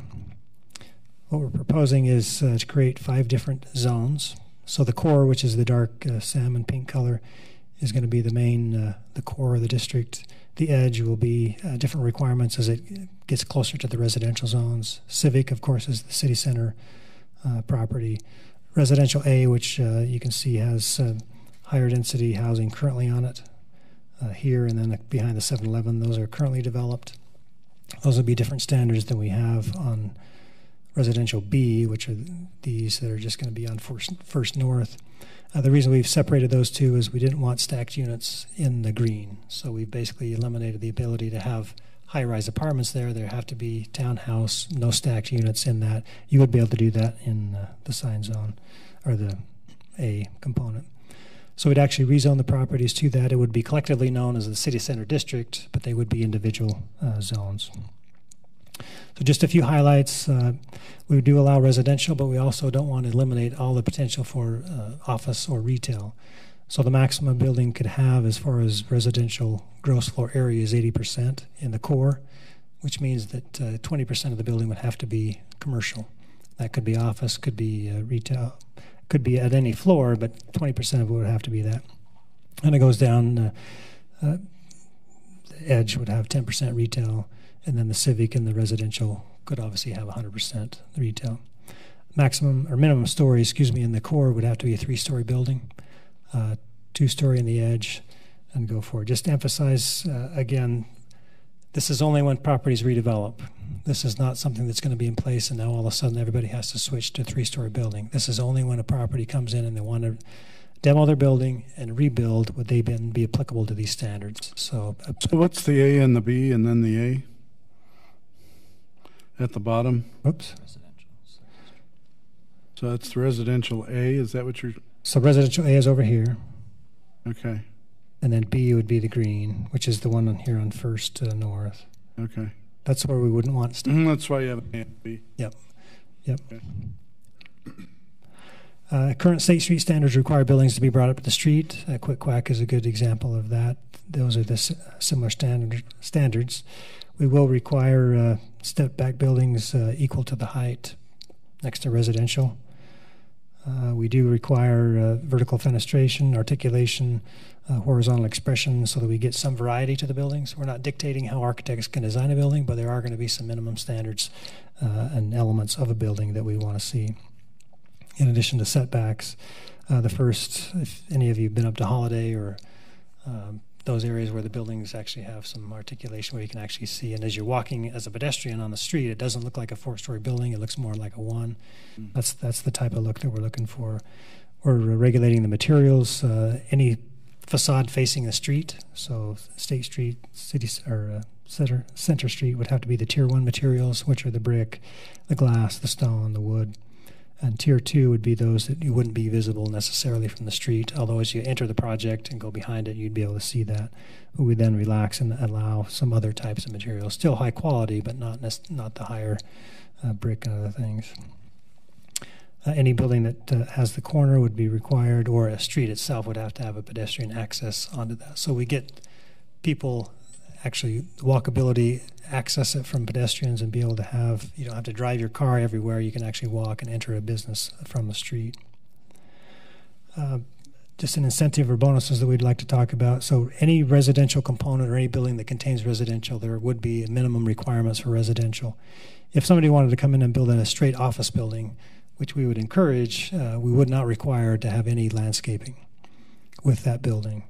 What we do allow, though, is if they do a 10% landscaping or 20% landscaping or 30%, there would be some bonuses or incentives that they could take advantage of if they then choose to add that. We don't want it to be a disadvantage or disincentive for businesses to come to build office buildings when they had to provide X amount of landscaping. This at least gives them some break on some of the requirements that we would have to encourage offices to be developed. We'd also encourage and actually require parking structures to be wrapped. This is a good example in Oswego, Oregon, of a parking structure that you can see from aerial. This is hidden from the street, and we'd like to encourage that type of thing. If it's not going to be wrapped, then it would have to be visually barriered. That's outlined in the ordinance as well. And then we'll change or propose to make some amendments to the sign ordinance as well. The city center district would create a new zone, sign zone H, which would allow monument signs only. We do have an exception. So this, again, when people develop, so any existing pole signs can remain as is. When they redevelop their property, they can exchange those pole signs, though depending on the size, for larger monument signs. So we're trying to encourage that to happen as well. And aren't you encouraging the use of banner signs as well? So banner signs, the big thing that we're pushing as well, and I'll show you on this example, is the wall signs and blade signs. So this blade is what I was trying to say. Yeah, blade. So this is an example of blade sign. This is obviously a wall sign. Under current standards, 20% maximum for both. So what we're encouraging them with the building up front, now that we're allowing 20% blade and 20%. You know, if we could stop there for just a second. Sure. If you look at the two pictures, I think you can see the vast difference of the beauty that's there. One appears to be a long sidewalk, and one appears to be a very visually appealing area for residents, for people wanting to walk and congregate, and I mean, it's just a whole different picture. Yes. This building happens to be in Fishers, Indiana, which we visit about a month ago, but it was exactly that. There was a lot of people. There was a lot of pedestrian feel to it. Very inviting. They're 3-story buildings, but it doesn't feel 3-story because there's some street furniture and some other things, and the signage and things just made it more amenable to pedestrians. So that's the city center portion. What we also want to propose is that we've talked about it in other meetings, is to eliminate the option for PD zones in current properties that are zoned residential. So what the ordinance proposes is that we would not accept any new application for anything going forward as of July 1st. We currently have 2 applications in process. One is the Palos Verde, which we've talked about. The other one is the ICO, which has also been in process. But anything forward, we would not even accept an application. That's what we're proposing. The idea behind that is to focus efforts of high-density housing or apartments on State Street where we feel that the traffic and infrastructure can handle that, and leave residential single-family. So we're asking that the council adopt this as well with the city center district. And we did review this with the planning commission, last planning commission. They did recommend approval of all these proposed changes and would be glad to address any questions. So again, if you have a mixed use facility, that's acceptable, but just a straight apartment complex, not necessarily. Correct. Now there is an exception for internal. So we require 50% of all buildings to be on the frontage of the streets, right? So after that, they meet that frontage, they could put buildings in the back and they could trade. So the requirement for the 20% commercial is still applicable to that building. But if the developer chooses to take that 20% and putting in the front building, which now has 40%, they would be by agreement required to maintain that 40%, and then the building behind could have straight residential. But there still is that component that they would have to meet the ordinance to make that happen. We would not allow 100% residential on buildings that front the street. Okay. Any comments from the council? Okay, well, this is a public hearing, so we'll open it up to anyone who would like to make a comment. Please hold your comments to 3 minutes and tell us your name.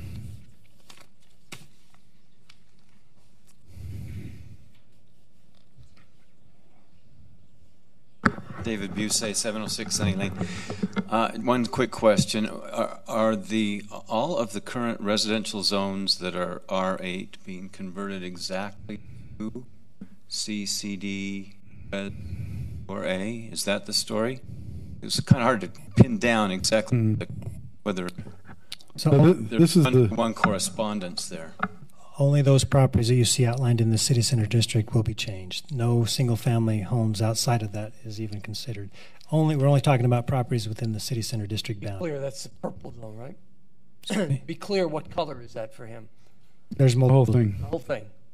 Well, take that first north strip. Yeah, so there is residential properties right here. Those are currently R8. And that will be rezoned to the CC, whatever that is, Res B zone, which would allow for townhouse type and single family if they choose to. They wouldn't be allowed to do stacked units in that specific location.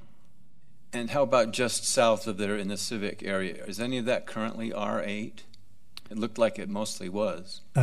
Behind the courthouse, that property is zoned residential, which would be rezoned to the civic. So the ball fields and stuff would remain as the current zone, which is R8. So will those lose their R8, what's the word I want? Status benefits? No. They'll be basically so if grandfathered as R8 benefits, right?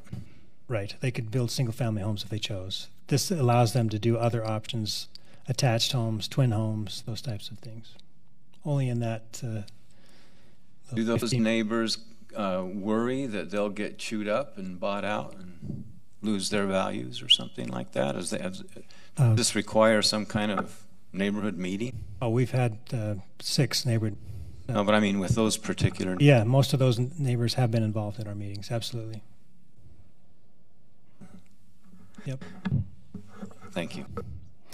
Okay, any other public comments? Yes.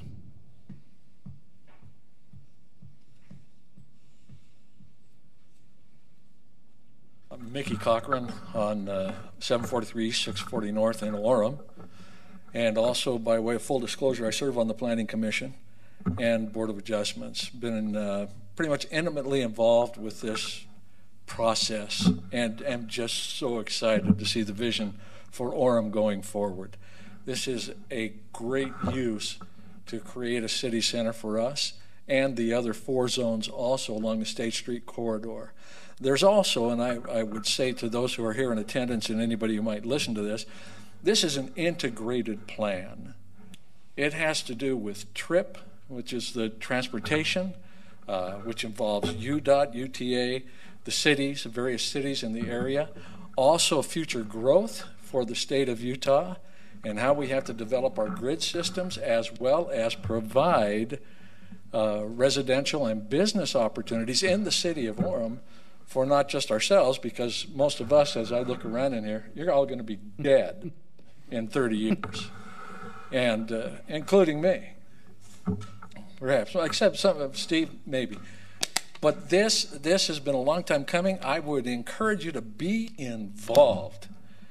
You know, get involved with where Orem is going, rather than the provincial poppycock that we hear from so many in our area. Study, learn this. I am 100% for this project. Vote yes. Thank you. Any other public comments?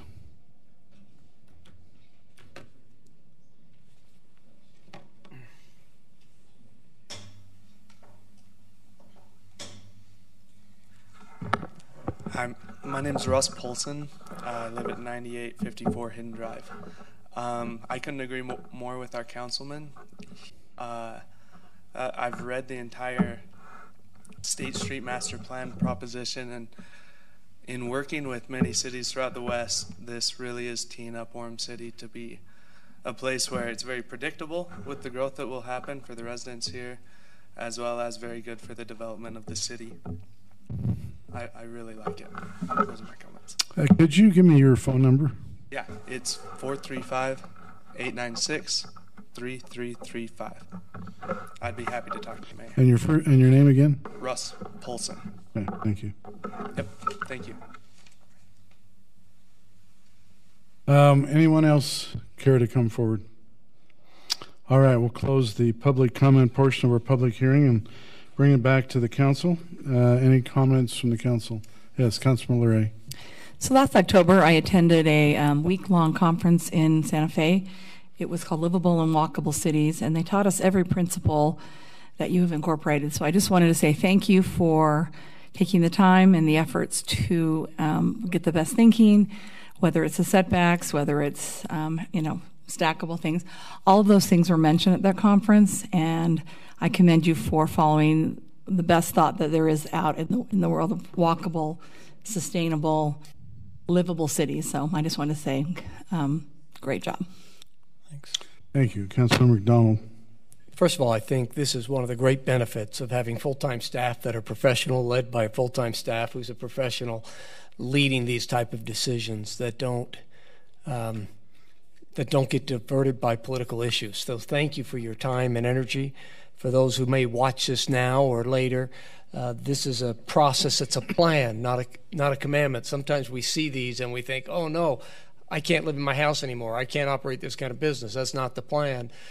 But without a plan, you don't go from whatever that city was you showed us with old homes and old businesses and power poles right in the front to what it looked like now, whatever that slide was. So it's great to have a plan. Will we work this exactly? Absolutely not. This is our goal and plan, and without a plan, we don't work to a good end. So thank you, Jason and company. Forgive me for not knowing everyone who was involved, but thank you very much for this effort. It's been a team effort, and it's been a great... I know it has, but I don't know all the team players, right. So I'm just giving it to I appreciate it. Okay? Thank you. Councilmember Lentz. And I applaud the team as well. I think the thing I want to really compliment your team on is how proactive this whole process has been. I think one of the challenges we run into, things that come before us, we're in reactive mode because something differs from the plan, the long-term plan that we have in place, and so we were asked to consider some type of exception or change to that. But I appreciate that this is a proactive, long-term plan to address some of these needs that we know are coming. We often hear, well, what are you doing to protect our residential neighborhoods? Things like this are exactly what we need in order to do that, so that we can, if we're going to grow, how do we concentrate that growth in the areas that can support that without encroaching on, our traditional single-family neighborhoods and things like that. So thank you for being proactive on that. Thank you. Any other comments from the council? Councilmember Sumner. Yes, it's been a long process, but one thing I'm wondering is, this Christian, do you agree with all this? Absolutely, 100%. Okay. Christian's been involved heavily with this. Well, he's been part of the team. It's his fault if it doesn't, Yeah. Well, I get to him. I mean, now he's the only non-gray hair around. That's right. Just if I can briefly say, will we be back to make some minor modifications? Most likely. Is this a perfect plan? To Tom's point, no. But it's a very good plan, and I think we may have to make some modifications over time as we see developers come in, and maybe something doesn't work. But as a start, as a long-term vision, I think we're here and ready to move forward. So the part I like what you just said, Jason, is that it is a long-term vision, and when we look at the different pictures, you can really see where it is we want to go, we need to go, that it's going to be important that we go there from where we are right now. And State Street has been something that people have wanted to see changed, improved, worked on for years. And I'm glad to see that we're actually tackling that and moving forward with a vision. So thank you. Thank you, Christian and Susie. So with that, if anyone would like to make a motion. Sure, I can do that. Go ahead. I move that we enact by ordinance Article 2224, Section 2224.1, and amend by ordinance Sections 2221, 2211.1, 2288, 1433, 1444, 2253A, and the zoning map of the City of Orem, and to change the zoning of properties located within approximately a 1/2 mile radius from 56 North State Street from the C2, PD1, PD30, R6, C3, and R8 zones to the CCD-C Core, CCD-E Edge, CCD Civic, CCD Res A Residential, and CCD Res B Residential zones. I'll second that. We'll go with Councilmember Sumner first. Aye. Aye. Aye. Aye. Aye. Okay, the ordinance passes. Thank you to all of you for being here. Thank you. Appreciate it. We'd now like to go to a resolution. The city manager recommends that the city council consider calling a special election for November 6, 2018 for the vote on the PD 48 zone referendum. And Greg Stevens is our presenter, and we'll turn the time over to Greg. Thank you. Mayor and Council, you've already heard a lot about this tonight, so I'll be very brief. The PD 48 zone referendum is currently scheduled for the November 2019 election. State law gives the City Council the option of calling a special election for referenda. The issue before you tonight is whether or not you want to call a special election for November 6, 2018 for Orem voters to vote on the PD 48 zone referendum. So we are not discussing the issue of the apartments. We're not discussing the language of the ballot. We are discussing when the actual voting would take place. That's correct. Okay. Personally, as I look at it, I feel like that a special election would be welcome for this, for the purpose of getting this done. We've had the people pass a referendum and state that they would like to vote on this. I've always been for referendums, and I feel like this would be beneficial to do this now rather than wait a year and a half to decide what that is going to happen to that land. So I am in favor of it. I would like to hear other comments from the council if anyone would choose to make a comment. Dave and Debbie, we're taking any comments So if you're not ready to make a comment, keep talking, but if you are, go ahead. I'm ready, Mr. But we might go on without you. Go ahead. First of all, I appreciate your comment that although I may have said some words wrong, I think you understood it was not unkind or meant to be mean-spirited. I think you tried to preface your comments with that.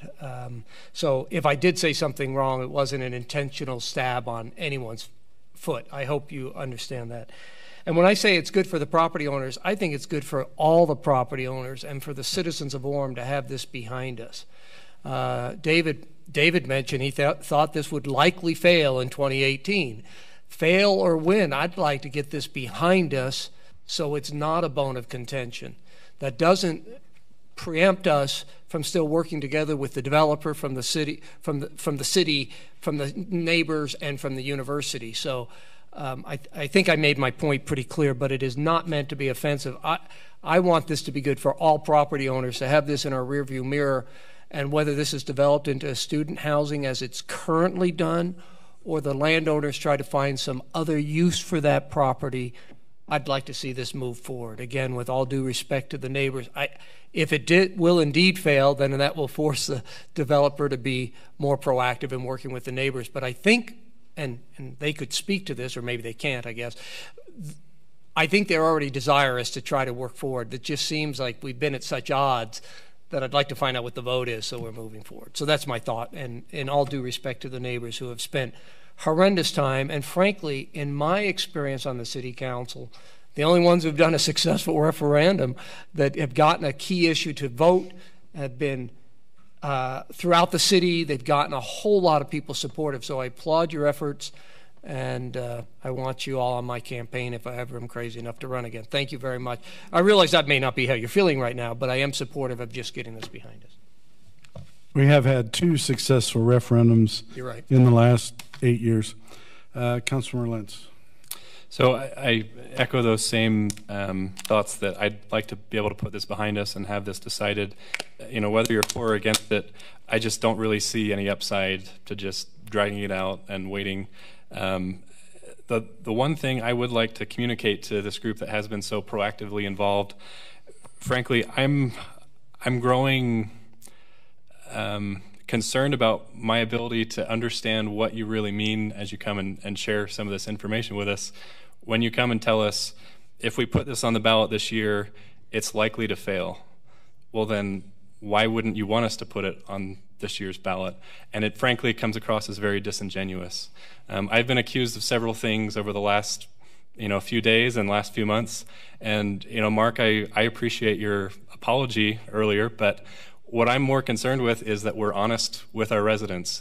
And currently from this group, I'm really disappointed in what I've seen from that. Granted, it's not everybody, but on a more personal note, I was accused of violating election law recently. And I just want to explain exactly how that happened because it relates to this issue. As I was walking into my caucus meeting to vote in my party caucus earlier this year, there were 2 signature gatherers there. And my neighbors, who are my friends and often ask me for my advice on political issues, they were right ahead of me, and the petition gatherers asked my neighbors, "Do you oppose high-density housing?" And they said, "Well, I guess." And they said, "Here, sign here." And that was all that was explained to them before they obtained their signature. That concerned me because it was not communicated to them what this was for. As far as what I heard with my own ears, it could have been a ban on high-density housing throughout the entire city, which was absolutely not the case. I just clarified to my neighbors that if you want to sign it, that's your decision, but just so you're aware, this is specific to a student housing project right next to UVU. I didn't say anything more than that. I walked away. It was their decision to cross their name out. But when I'm being told that then I'm doing something inappropriate or dishonest or illegal, that concerns me. And I don't mind that this is going on the ballot. It's obviously going on the ballot. We're not trying to stop that.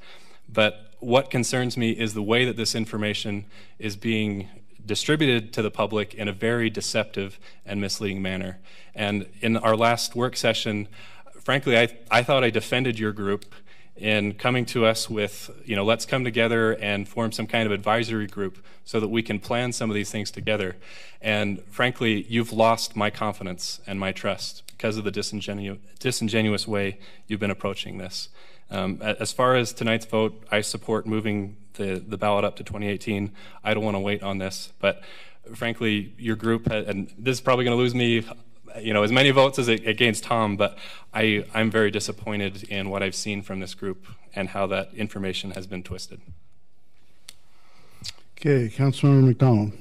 I appreciate that Councilman Lent's feelings are close to the surface. I understand that.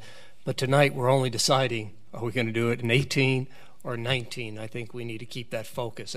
That's really the only purpose of this discussion tonight. I'm ready to make a motion. Okay, Councilmember Sumner. I'd like to move that we accept the resolution calling a special election on November 6, 2018 for the vote on PD 48 zone referendum. Second. Okay, we'll start with Councilmember Lurie. Aye. Aye. Aye. Aye. Aye. Aye. Okay, the ordinance passes. The resolution passes. We'll now move on to item number 25, which is a public hearing amending the current fiscal year 2017-18 budget. And Richard Manning and Brandon Nelson are our presenters.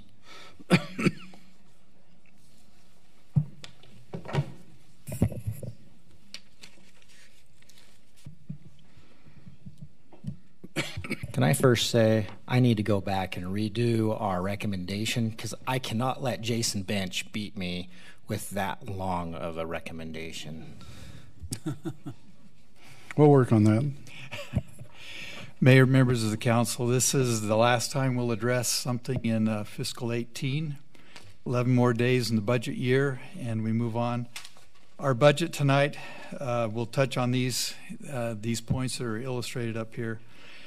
Starting out, we have to correct some language that was in the published budget but was spoken, addressed, and adopted. But when we put together the final budget, I think it was me, I think I grabbed the wrong version of the fees and charges. So these couple of changes that are noted here need to be highlighted. Reason that things in recreation don't come up till this time is they're adopted but never go into effect until the year's almost over as next season gets going, because the budget year starts in the middle of the typical recreation season. When we get to the other funds, well, I'll turn it over to Brandon because I'm cutting his grass now. So as per usual, a large number of the items that you see there, all the note ones are all grant or donation related items that we're obviously just asking to be approved and added as additional revenue, and obviously there's a corresponding expenditure side to each of those items as well. So the last one there, the appropriation of surplus. You bet, and that's obviously the big item on this particular budget amendment. Do you want to explain that? Is the fiscal 17 year closed. We look at that year in our fund balance, and we have a certain requirement that the state has that we maintain no more than 25% of our fund balance in a potentially where we can spend it. So a portion of that, approximately 1.8 million of that, is related to that state requirement that we need to transfer from the general fund to the capital projects fund. Along with that, as part of the city, we have made a conscious decision that we also don't want to be at 25%, at the maximum, that we feel more comfortable using those extra funds that the citizens and or other people that have given us sales tax and et cetera, that we use those here in the city. So we lower that amount to a 15% fund balance so that we can use those funds for various, they're pretty much all one-time capital type items to benefit the citizens of Orem. And that's where the $4 million comes from, is to get down to that approximate 15% level. Any questions about that? We will have kind of go through the items that exec staff and other have suggested, things that we want to use that a portion of that $4 million on, and we'll touch on that here in just a little bit. Okay.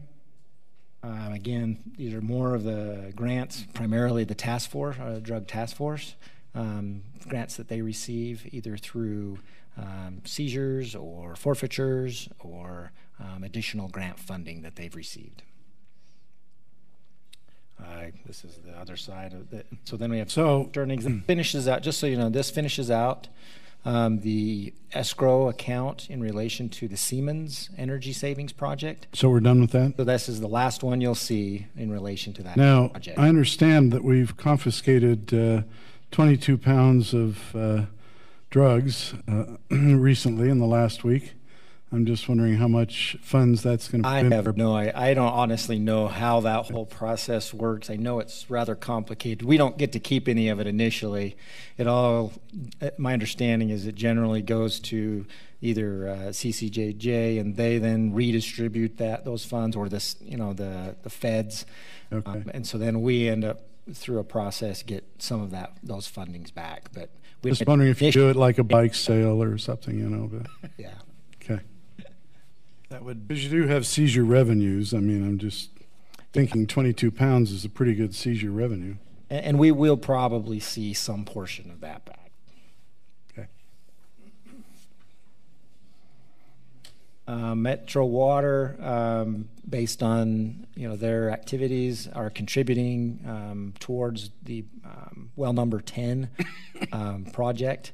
They've been contributing. So this is I think the third or fourth one towards that well, as we accumulate the funds to be able to eventually build that well.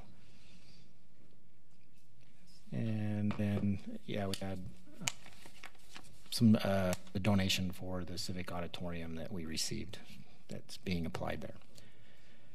Now this is showing the revenue side. The expense side is the same, but a little bit more detail. If you have any questions there, we can address them. If not, we would go to where the projection on the $4 million, where we're suggesting it go. Okay.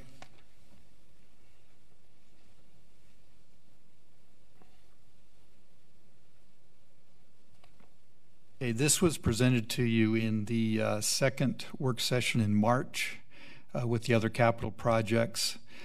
This is just addressing the $4 million, and you see some centennial projects.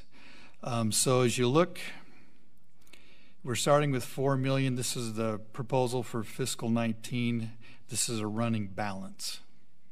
So you can just kind of watch that and see how it goes out. But so the 800 North Mini Park, is that the one on 1100 East?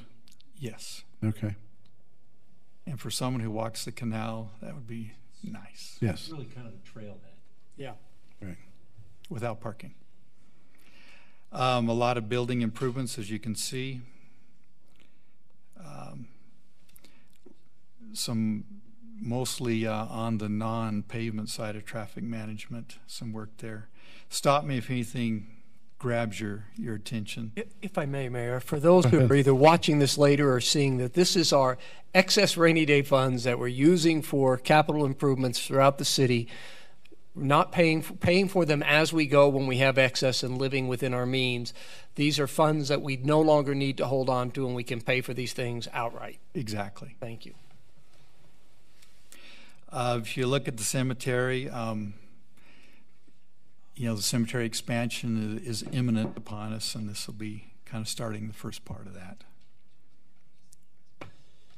And at the end of the $4 million, there's still $987,000 that will go over to the CIP fund and be there. Use will be identified later. Later, yeah. Councilman McDonald, you bring up a good point of something I thought maybe I'd better mention.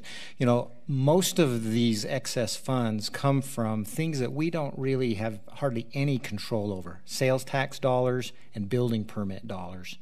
So, sometimes we'll hear, well, why don't you just take the money and lower our property tax or something of that nature, right? Keeping in mind, these are one time. So what happens the next year when you don't have that money? So then are we going to then raise property taxes back to what they were to recover the funding that we dropped it? Well, obviously we prefer not to play that yo-yo game. And so that's part of the reason why these funds are set aside and why they're used on one-time type event of capital items. So with that, I have a question on one of these items. So the cremation niche construction, and it looks like it's one of 4 years. So we're going to build a cremation area for the cemetery, is that correct? And can you tell me how many spots they're going to be and what they're going to charge? I'm just wondering how much income we're going to get. So when we presented several months ago, we presented to you essentially a cemetery master plan, and as part of that master plan, it did call for a cremation niche of about approximately $500,000. So at the point that we constructed in the future, based on the cost of whatever we build, will determine how many. So you don't really know how many spots yet. So, we have kind of a general area identified as part of a plan, and it would be are we talking 100, 300? Yes. How many? I mean, I don't know. Chris is not here. But no, I mean, I can get that number for you as part of the cemetery master plan. I can't give you a number. Sure. I'd just be interested to know the approximate number you're going to build and what that income brings in. So we'll get you that number so we can be dead on in terms of the. Sorry, I'll leave that one. I'll leave that one alone. All right, keep going, Richard. Any other questions on these? Do you need a motion? If not, yeah, we need a public hearing. Right. So, any other comments from the council? Okay. So we'll open it up to the public. Anyone who would like to step forward and make some comments is welcome to do so. If you give us your name and hold your comments to 3 minutes.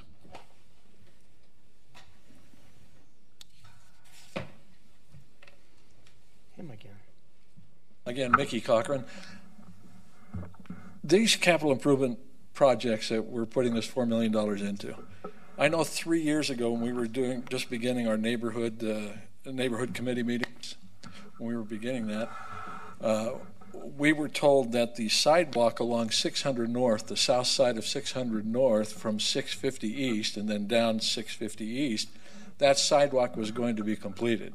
It's the only sidewalk in our neighborhood really that's not been done. And we were said funds have been appropriated for that. That's going to be done this year. 3 years hence, it's still not done. Is part of these funds for that type of capital improvement, and can we get that on the list? Don't know the answer to that. I don't think so. But we'll take a look at it and see. Can you give us the address one more time? Yes, it's 600 North, south side of 600 North, from 650 East to 800 East. And then from, and on 650 East going south, about 150 feet maybe. So we'll look at it. Again? We will look at it again. Mr. Cochran, we'll make. Go ahead. I'll have our public works staff follow up with you and give you a specific time.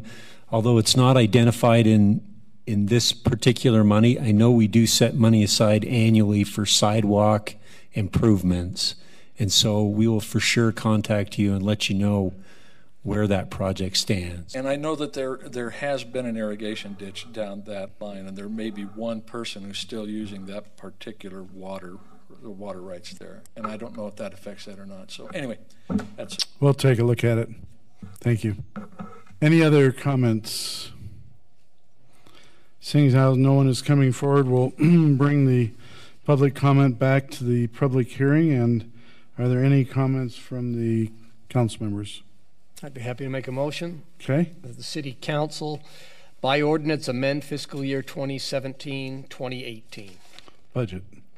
Did I say that? No. 718 budget by ordinance amended this fiscal budget. I'm sorry, Mayor. May I just make a comment? Sure. So I just want to make sure that in moving forward with this motion, the $4 million that has been set aside, we would identify and target all of the projects we've outlined as part of that. So as part of the motion, that money would be transferred to capital projects, to the capital projects fund, and then thereafter we would designate that money to those projects that we've identified, leaving a balance of approximately $987,000. I just want to make sure that that's your intent. I thought my motion included the presentation, so if it didn't, I don't know how to clarify that. So I'll second that motion, and I believe it includes all of that. So we'll go ahead and start with the vote. Councilmember Sumner, would you like to start? Aye. Aye. Aye. Aye. Aye. The ordinance passes. At this time, Jamie, do you have any other items to bring up? I do not at this time. Okay, well then we would like to go ahead and adjourn this meeting to a meeting of the Redevelopment Agency of the City of Orem. Is there a move to do so? So moved. Is there a second? All in favor say aye. Aye. Okay, thank you. We now would like to call to order the Redevelopment Agency of the City of Orem. We'd like to begin by approving the minutes of the Redevelopment Agency meeting May 22nd, 2018. I move for their approval. Is there a second? Second. Okay, all in favor say aye. Aye. Okay, on the scheduled items, first one is a public hearing for an RDA budget amendment for fiscal year 2017-18.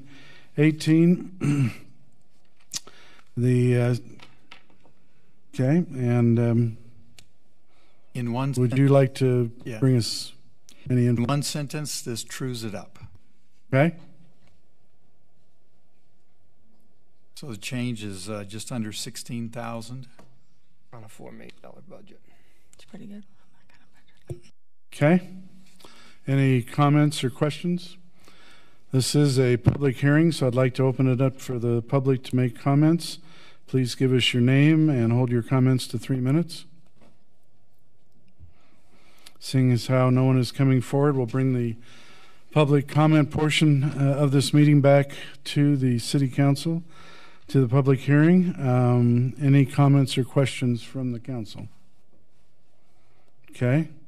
Well, I would like to move that I'm not going to move. Would somebody else like to move? Because you're the chief. Yes, I move that the chief executive officer of the Redevelopment Agency of the City of Orem, RDA, recommends the Board of Directors by resolution amend the fiscal year 2017-2018 budget as reported to us. Is there a second? Second. Okay. Councilmember Lurie, we'll go with you first. Aye. Aye. Aye. Aye. Aye. Aye. Okay, the resolution passes. At this point, we would like to adjourn to a closed-door meeting in room 106. It says we have to first adjourn back to the City Council meeting and then Sorry. from there. We would then like to adjourn back to the City Council meeting. So moved. Okay, is there a second? Second. All in favor say aye. Aye. Aye. Okay, so I call the City Council meeting to order, and I'd like to move that we adjourn to a closed-door meeting in room 107 for city manager evaluation pursuant to section 52.4205, bracket 1, bracket A of the Utah State Code, and assessment of character, professional competence, and mental health, physical or mental health of an individual. okay, with the word annotated in there. Okay, Councilmember Larry, we'll go with you. Aye. I don't think we have a second yet. Oh. He said. Oh, okay. He did. Sorry. She said aye. Oh, aye. Aye. They just speak between I themselves know. over there. Aye. Aye. Aye. Okay. That passes, and we are adjourned to a closed-door meeting. You two have to speak up a little louder. Or I have to get a hearing aid. One of the two. Yeah, we got the hearing aids over here and the whispers over there and the canes there. Yeah, I've got a beginner set if you want them. Well, we paid for going to the meeting last week, didn't we, for BYU? We do. We get one meeting a month. And It's long. How are you doing? Thanks for your good work and for your encouragement on that new software. Sure. We're excited. It'll be I assume if he doesn't pick this up, you give them to him next time?